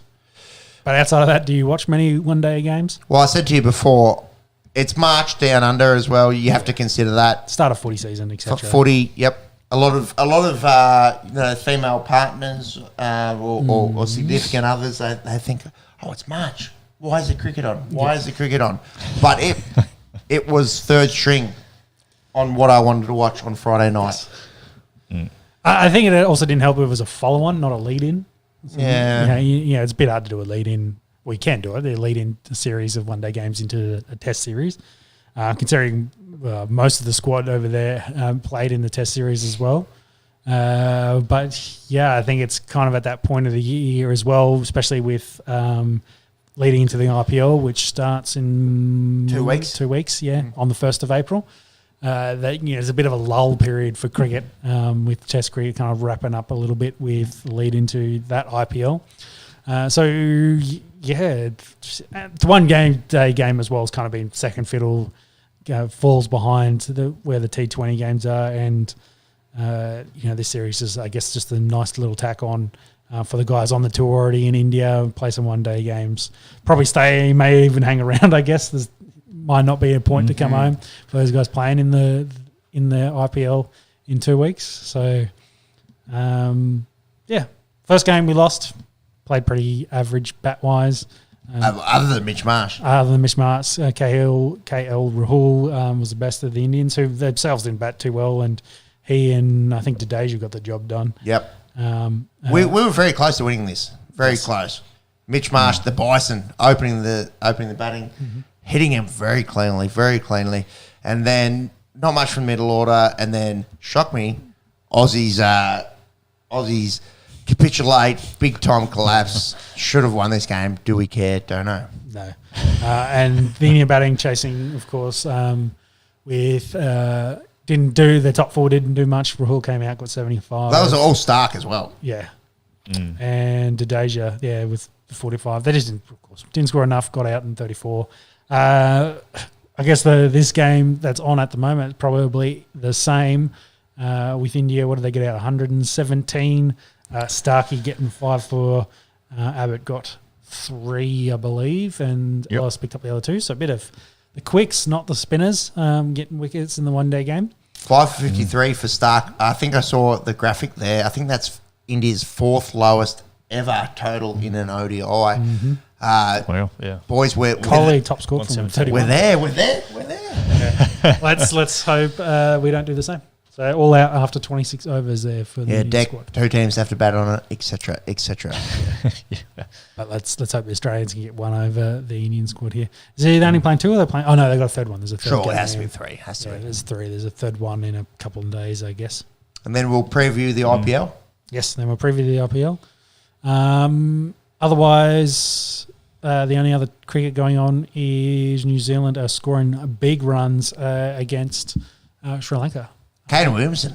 Double ton. He's very good. Double ton. You get the first one. There you go. I think I might have the wrong one. No, I think that's... I don't think... Because I think it was first innings. Yeah, first innings he got 1 and then he got double ton in the second. I don't think that's right. No, I think I got the wrong one. Yeah, you got the wrong game. Shut me. That's the... Maybe live matches because they're still playing it. They're still playing it, Jimmy. Oh, yeah. I think... Kane Williamson in his last 5 or 6 knocks has 300s. Yes. So you didn't get any in the last game. We just mentioned, confirmed. That's why we looked at it. But they got 2. Oh, Nichols ended up getting double ton too. Played a lot. 4 for 580. No. Very good. Very good. It looks like they got the Sri Lankans all out and sent them into bat again. Followed on. 164. Should win pretty handedly. 4. Yeah. Hey, yeah. Decent scores there. IPL boys, we'll have to look at the teams, make a few bold predictions, and come up with some chat in the coming weeks. I think it is 1st of April, so about 2 weeks till the IPL kicks off. Obviously, all Delhi Capitals fans here. Yes, so let's go Delhi. Be a bit quietly of cricket, as we lead into the IPL, and then we'll go gangbusters. That'll finish, and then we're into the World Test Championship and the Ashes. Step back. Curry sets, fires, puts it up. Bang! Starting the East with the NBA. We are down to the business end of the season. Boys, the Bucks are the team to beat, it seems, into $3.75 from our unofficial sponsors at Sportsbet. First team to 50 wins. But we've got to talk about the 76ers. 8 on the trot.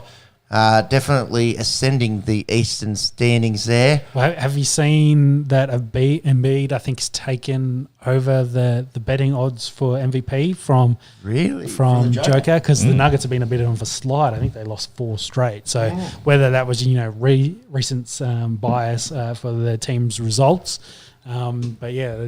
as a direct comparison between the 2 big men, that was I think the recent thing I saw. For the Yank bookies. What do you got there, Jimmy? Big turnaround. Yeah, massive turnaround. So Embiid is favourite at $1.45 with Nikola Jokic going out to 420 and a Greek freak. In Colorado. Yeah, exactly. Yeah. At 450, massive drop off to Jason Tatum at $91. Yeah, It'll be an interesting finish to the year, especially we thought the Nuggets were so clear, and I guess they've had a bad couple of weeks. Whether they can right that ship again and what that means going into it, but it's pretty top heavy, I guess, in the East. Whereas I think the West feels more like there's a lot of teams that are making pushes at the moment. Yeah, I think that's an accurate assessment. I think that Yep. you maybe have to say it's a big three now with the 76ers playing the way that they have, but that middle of the pack in the East probably doesn't seem as compelling as it does in the West. In the East, we do have to talk about the Chicago Bulls. Paul Alonso Ball, third major knee surgery in 14 months. There's talk around his career. Yeah. Hopefully he bounces back from it. The NBA is always very cryptic as well. Yeah. In what's the injury, what's the time frame, etc., etc. But just wishing him all the best moving forward. And then the big news out of Charlotte is Michael Jordan hasn't. It's not official. It's not official. Yeah, but is he selling his whole share? I think it's the whole share. I thought it was Or like partial. He's controlling share. So as in he'd go from being the face of the Hornets essentially to just a Give me minor, some passive income. I don't give a a fuck. minor owner out the back. But he's selling it to his other minor owners as well. So that's why I think it's just the controlling stake is shifting from Michael Jordan to the other owners as part of it. That was my understanding. But yeah, if it does happen, then yeah, maybe MJ can have a bit of a rest and just be more of a talking point. But he do love sports. He owns a bloody NASCAR team as well. So Yeah. which is quite an interesting take. MJ's love of NASCAR. Anything there in the article? Yes, so he will still be a minority owner. Originally paid $275 million for major stake in 2010. As mentioned, is valued at $1.7 billion. Billion. Yeah, a bit of a With a B. capital games on that one. Yeah. Not too much else there, but There's still been Yeah. well, I guess he kind of came in there to try and boost the franchise, and they've just in that 13 years since then they've still struggled. Which is unfortunate. Yeah, they're ranked the 27th most valuable franchise In the NBA. in the NBA. Yeah, I'm trying to think of a bit less. Kings? maybe. Pistons, Detroit. Nah. That's a big market. Yeah, but it was. Righto. What teams are there? Pelicans, maybe. It's not a massive market. Yeah. Utah, maybe. Spurs. Yeah, Utah, maybe. They're always not too bad. Yeah, they got a good. They've played well, but market wise, Go NBA by net worth franchise, something like that. club value. So pretty much all the big eastern cities will be high, and then you got to throw it like the Lakers will be huge. They're probably Yes, one or two. Yes. Warriors will be massive these days. Then like Spurs will be big. Still going through the West. New York teams. Oh, Will be Knicks big. are top 5. Celtics are top 5. This is interesting. He's scrolling over there. Pels at the bottom. Pels are low. Pels are last. Pels are last, so we got that. 1.6 billion. Yeah. Kings. Oh, it's Grizzlies. wow, Jar. Grizzlies. It's all because of Jar. He tanked him. This is December 2022, so there's been a few months. Yeah, But, it's yeah. still. I'd So say Grizz Timberwolves. and Minnesota. And then yeah. the Hornets. Yeah, that's the interesting. list. 27 there. Can you keep going up that list? Per Forbes. Pacers. Wow. Yeah. Indiana's a big basketball state as well. Like College, though, maybe? Well, what have that's the thing. What have the Pacers actually done for you lately? I don't know, 3-point contest. There's 2 of them in there. Magic. OKC, Pistons. There you go. Yeah, Yeah, there you go. Nuggets. Nuggets. Yeah. Interesting because good.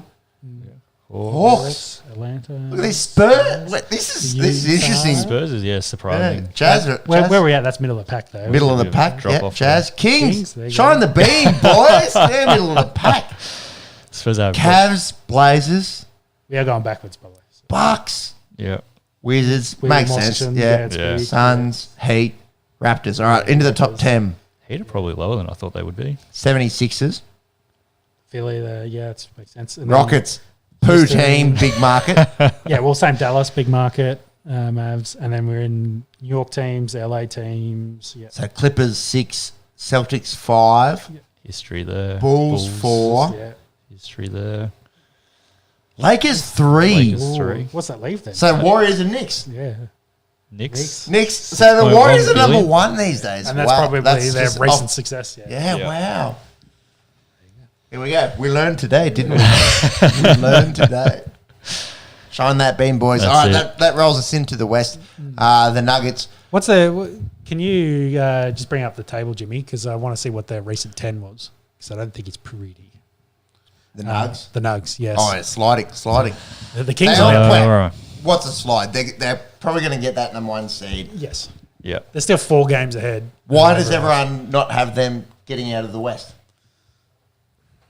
Don't know. Are they Too much. I think too much runs through Joker. Yes, so it's probably a fair assessment, and whether it's Darren Gordon and Jamal Murray, can they carry enough to help the Joker, or is it like you say, 100% on his shoulders? And if he has an off night, they struggle. Well, what have you got their last 10 as? Last 10, they've gone 5 and 5. Yeah. I don't know. I think of the recent week has not been great for them. The recent, How's the shine the beam going? yeah. The Kings, on the other hand, 8 and 2. And two, they haven't found that off switch yet. It just Just keeps keep on shining, shining. Yes, they're 8 and 2 at the moment. Our bookies have them at 67-1. I think that's a bit of fun, if you wouldn't mind. Yeah, the West is so interesting. It's almost like winning it is a burden. yes. Finishing first, because everyone has, the Suns are going to come, the Warriors are going to come. Yeah, well, I think at the moment they're kind of playing for position. They're positioning themselves. Yeah, not to the point that they're going to be throwing games and we're like, we should, we want to finish 4th instead of 3rd. So Tank we can for finish, first. Yeah, and so we can have the preferable matchup because, we don't want to, be 2 and then have your GWS. Golden State, Giants. Warriors, GSW, you can Taylor Green out there playing as a guard. There's a few flagrants there. I reckon he'd be a good like role player, 6th man, just comes in, fucking sinks threes. Yeah. But you don't want to go up against Golden State. No. Yeah. And so that I think is the worry. So the other teams, yes, they're thinking about it, they are positioning themselves, but will be an interesting final series for the West. Well, just going back to talking about, I suppose, how the tables are looking, the discrepancy between 6 and 11. So I suppose looking at that playing spot Whack the table up on for the TV Eastern Conference is like 7.5 games compared to like 2 games for Western Conference. So More wide open. heaps more open there. Yeah. Yeah, definitely. And you're probably, well, that's what we're saying, anywhere from 4th through to scroll through to 11th. And shit, you could even say the Pels, if they make a run, could be in there. I doubt it, but they're only a game behind the Jazz in 10. So it is still very, very open there.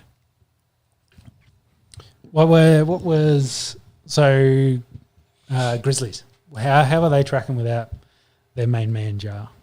Not too bad. I think what's the effect on the team mentally when your leader is being reprimanded and maybe Going to miss 8 games. well, I think he's already doing on 6. TV I think he's already videos. on 6 at time of recording.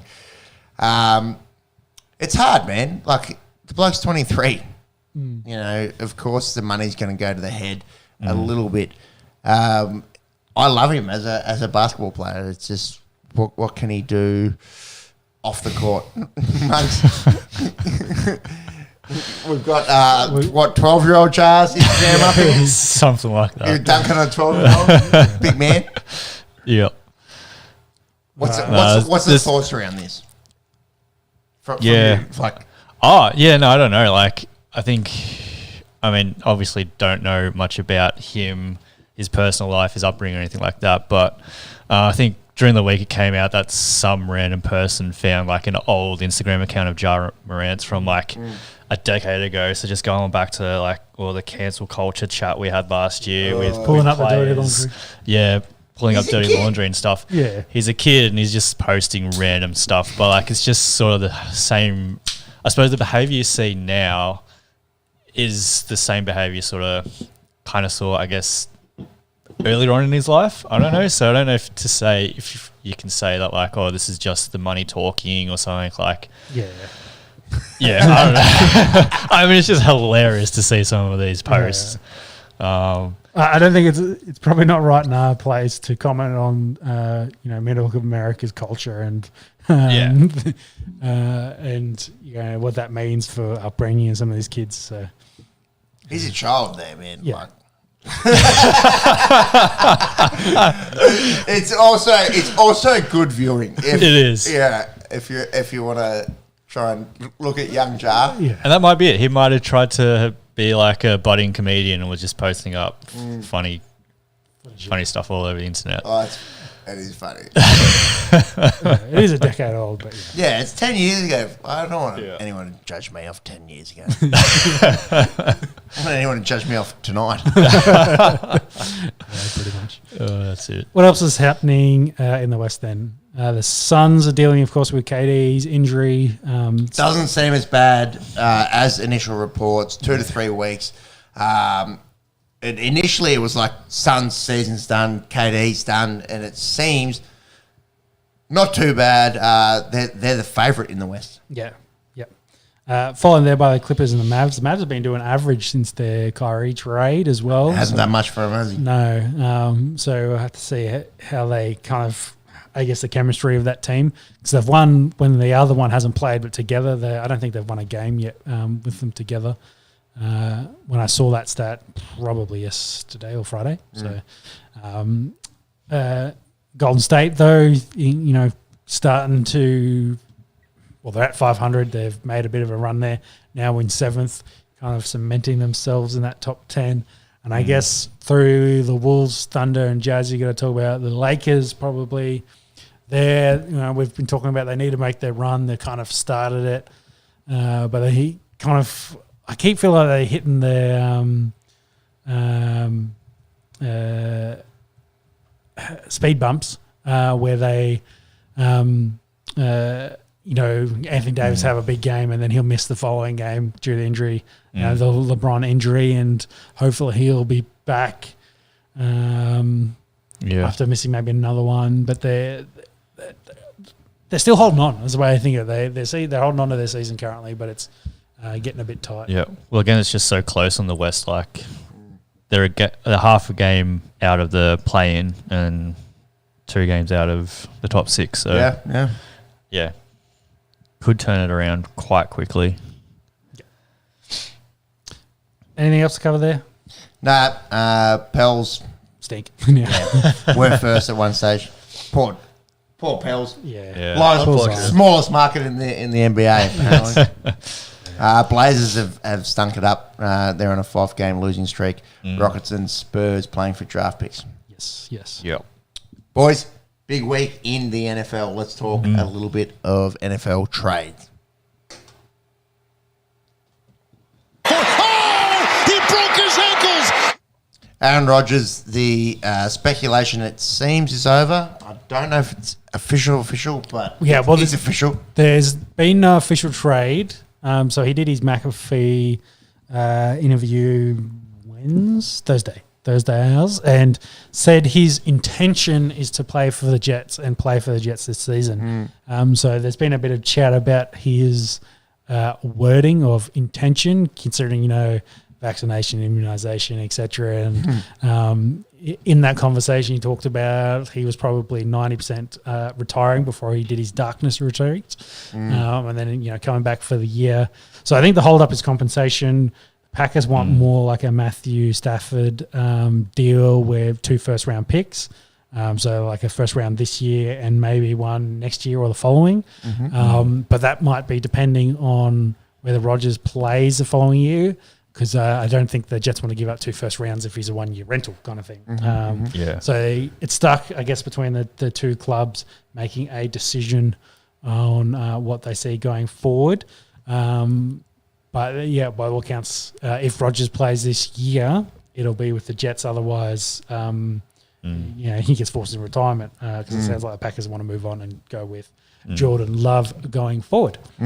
So what do you think about the tactic of, like, Rodgers, probably the most high-profile player to have done this in recent times, where he's gone out and said that he wants to play for another team before a deal's done? Like, does that work in his favour?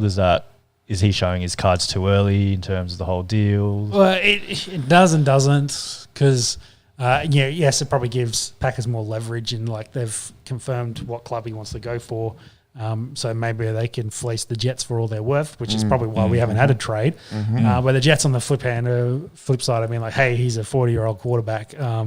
We don't want to be we don't want to be giving up the entire future essentially. It's whether they can get a deal done to potentially try to win a Super Bowl this year. Is that conversation, and they've probably got a young talent there to be able to do it. You reckon they win a Super Bowl this year? Well, if they get Aaron Rodgers, that's the goal, because if Rodgers is already thinking, he's got 1 foot in the retirement door, then it's maybe a year or 2. So you don't have many chances. So it's probably got to be a Super Bowl year for them. That's kind of where they're going to be at. I feel big fan of Aaron Rodgers, big Green Bay fan. But you're going over there and you got to get through the Chiefs, you got to get through the Bills, the Bengals. Yeah. Like, I think it's going to be very, very difficult to do it this year. Not to say that the Jets aren't going in the right direction. No, yeah. But this year, that's big. Yeah, well, you look at the AFC season. quarterbacks compared to the NFC at the moment with the recent free agency moves. Like, it's very heavily sided to the AFC. So, to switch divisions for Rodgers there, that's a big risk, or conferences even. So, how many years has he got left? We've seen Brady; he's been the outlier. Yeah, is 2 or 3 unreasonable? Yeah, it could very well depend on how they go this year. But like I said, he's been talking about retirement for probably the last 2 to 3 years already. So he's close, I feel. But maybe that was a lot of his surroundings. Also possible. So that's why I think it depends on what happens with the Jets and that Jets team culture, whatever, how that kind of gets put together will determine how long he plays for. So if it goes bad, maybe he's one and done. So that's where Jets are at. If don't want to give up everything for him. Jalen Ramsey.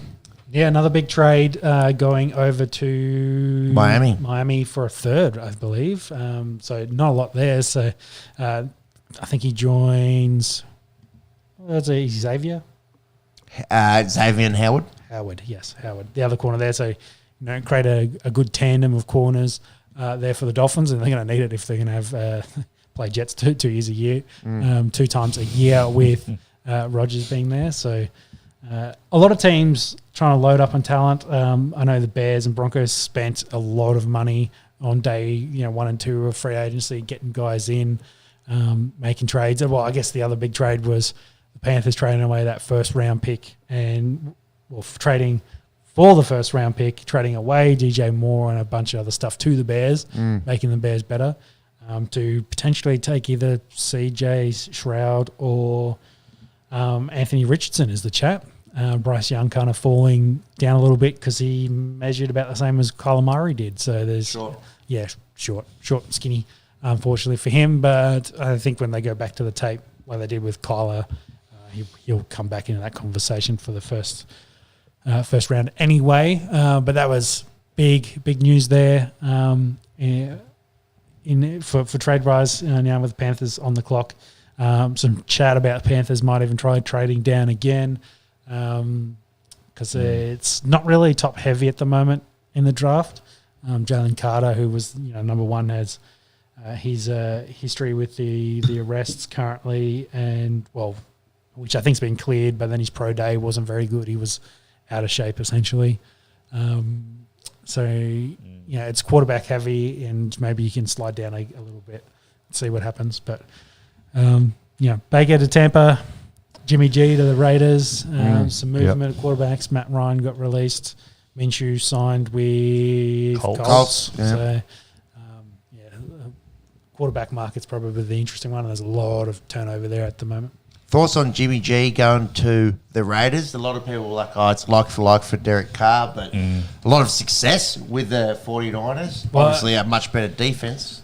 Yeah, the connection there with Josh McDaniels, the head coach, I think thinks where that's at, and that's the reasoning for going for Jimmy D. But yeah, I don't think he's a substantial improvement over Derek Carr. And then you trade Darren Waller away to the Giants for peanuts. Which is silly. I think the memes, you can't even get that trade through on Madden. I think it was a D- on Madden. Like it was like it was nearly in the red, or it was close to the red. Yeah, and there was some chat because he got married to his now wife, who plays for the Aces, I believe, in Vegas. And Josh McDaniels was invited to the wedding, and some chat about that. A week after his wedding present is getting traded to the Giants.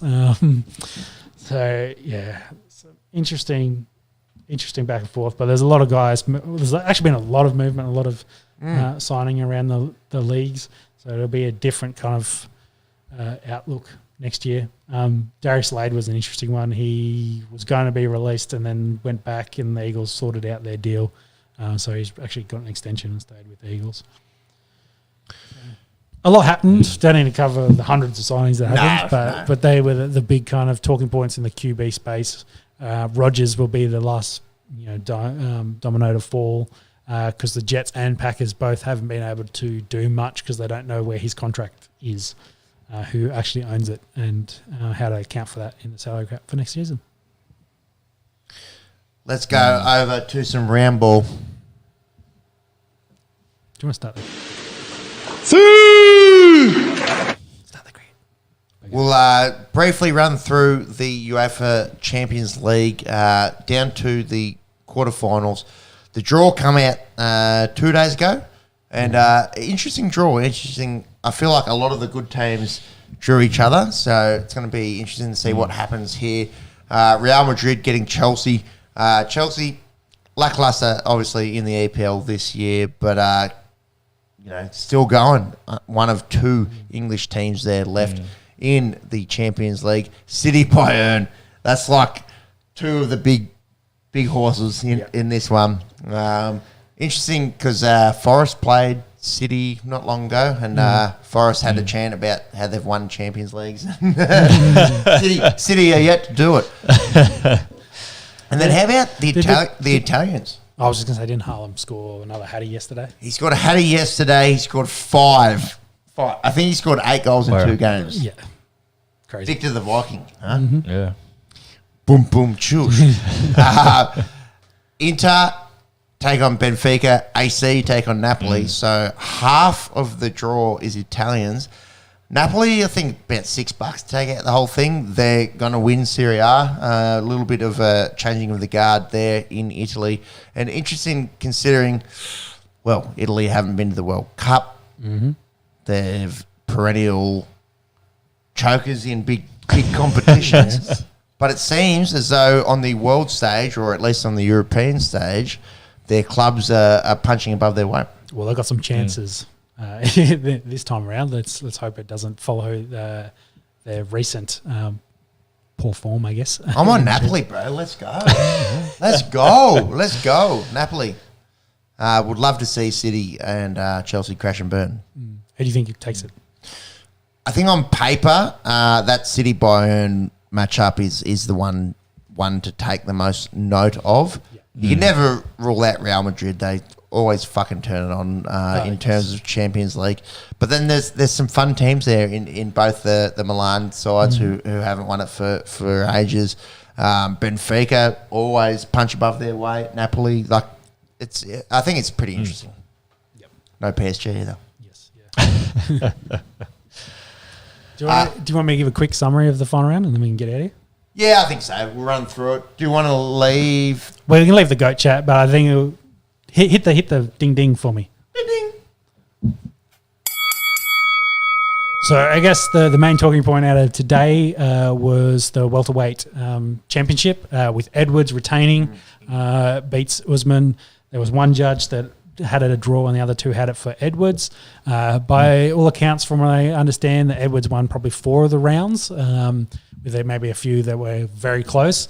Looks like it was a close fight. Probably the coldest moment was Usman going across, trying to intimidate Edwards in the intro. And Edwards, pulling out the headshot, Trigger shooting back at him. It was just like, don't forget how the last one ended. But it looks like Edwards has really improved his game and taken it to another level.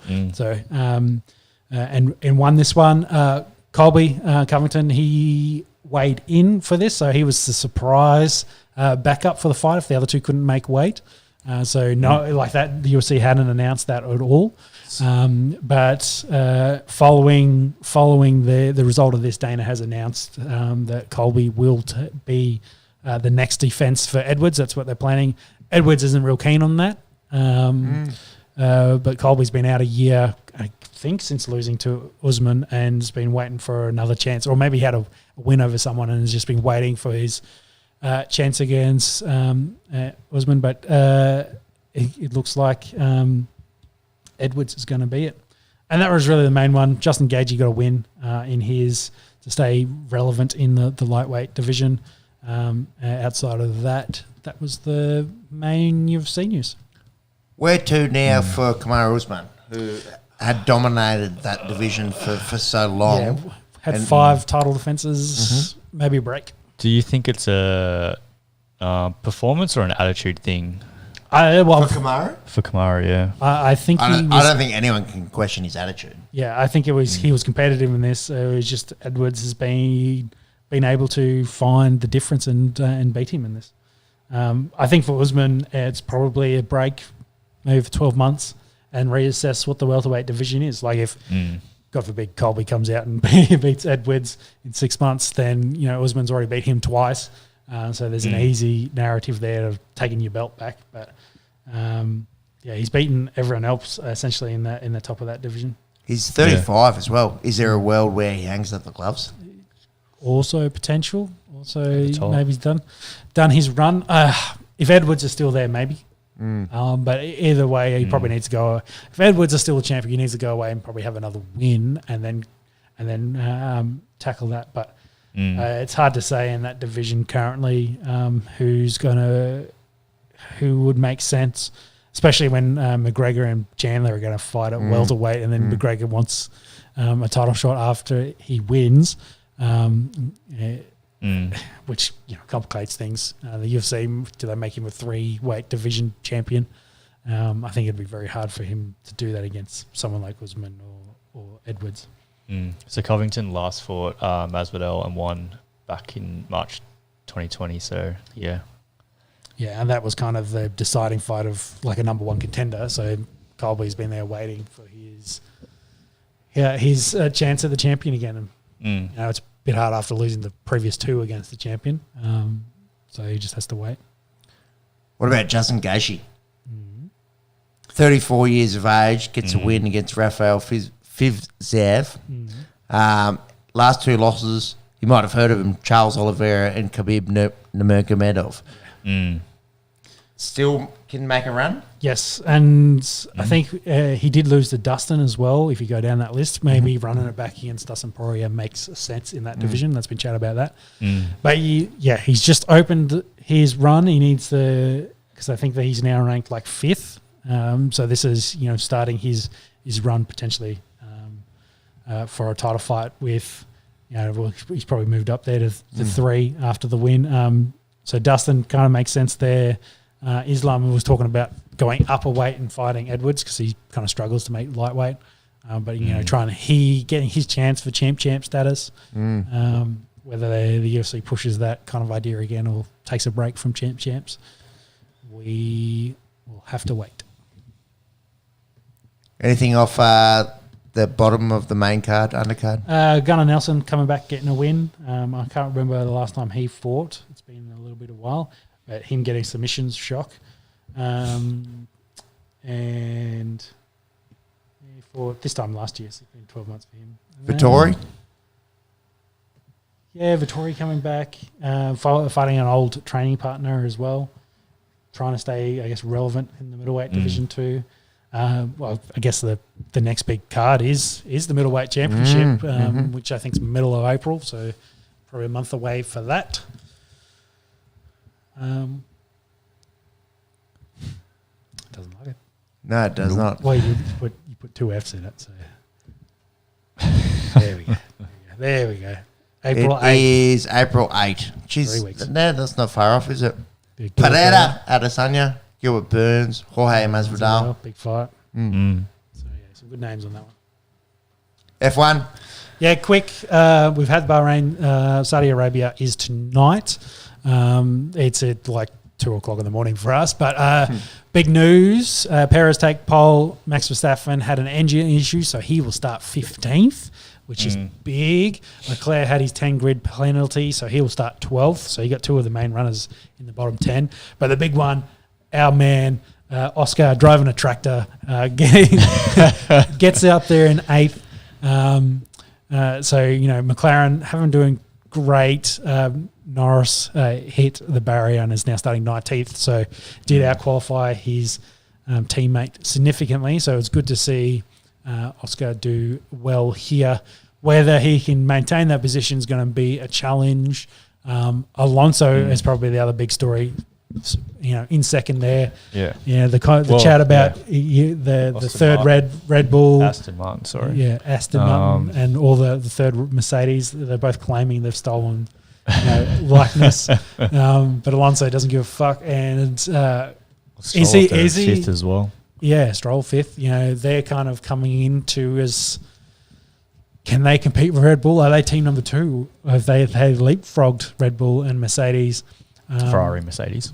Sorry, yes, Ferrari, Mercedes. You are correct. I just thought Ferrari and thought Red, and then went with, Red Bull. Yeah. So yes, sorry, but yes, whether they've leapfrogged them there, and Alonso, can he win a GP? Is he the dark horse in this? Can they compete long term over the season with Red Bull? And this would be a great chance with Max finishing 15th and might struggle to make a podium. Can Alonso win? And then titles? Can we really think that far ahead already? Long season, mate. Long season. But it was interesting when we had a look at the first race, the odds kind of favouring Aston Martin being like the 4th team, and they may have even leapfrogged a little bit. They've definitely improving. Max is he still $1.52 to finish on the podium, even starting 15? Go down a little bit. Yeah, podium finish. Max is still $1.52 and he's starting 15. That's crazy. He could probably still do it, but it will be difficult. Jeddah is generally termed as the fastest street track on the calendar. So street tracks being notorious for not having too many overtakes. And Perez loves the street track as well. So he's 100% pole at Jeddah as well. So Alonso second there. Money is the for drivers' championship. If you told me that at the start of going into the season, I would have been shocked. But it kind of just shows the improvement that team's made, and by all accounts, they've leapfrogged Ferrari and Mercedes, which makes it very interesting as a competition. Red Bull need a challenger. Want to question you on that one? Obviously, casual fan here. $1.20 favourite to take out the whole thing. Yeah, well, you saw how dominant they were in race 1. They finished 1-2, were ahead of everyone else. The pack, the rest of the teams are chasing Red Bull. They are the defending champions and heavy champions last year for both the constructor and the drivers. So, yes, I think it's Max winning it outright and how dominant he was last year, and the car they put together this year is not unsurprising. It's just whether one of those other teams, so probably Alonso, Leclerc and Hamilton, can they compete week in, week out with them to steal some positions, steal some podiums to then, be within shooting distance in the last month of the championship to potentially nick it from them. Well, I think we're a long way out, but it's hard. If anything, Perez might be the biggest challenger to Max's title contention if they keep him there. I'd probably say the other sort of, I guess, caveat to that is he's $1.20 there as long as none of us bet on him and put a curse on him. Yeah, look, let's put 10 G's on him. Yeah. The curse. But the Saudi Arabian Grand Prix is on tonight. We'll get a result and we'll probably give a recap of that next week. Yep, definitely. Yep. And that's it. I think that's all we had for Esky this week. Pack her up, boys. Back next week, I think. Thank you to those that have tuned in, whether it be live, whether it be on the podcast platforms. What have we got moving forward, boys? We have the upcoming rounds in the footy. Yep. Do we care about ODI cricket? Maybe we do. Depends we'll see how the rest of this one depends goes. or not if we're winning. NBA and EPL getting a little bit pointy, and the F1 season well and truly underway. Can anyone grab it from Max Verstappen? Time will tell. Thank you to those that have supported the podcast. We do appreciate it. We will see you next week. Enjoy your sporting viewing. We'll see you in, what are we talking?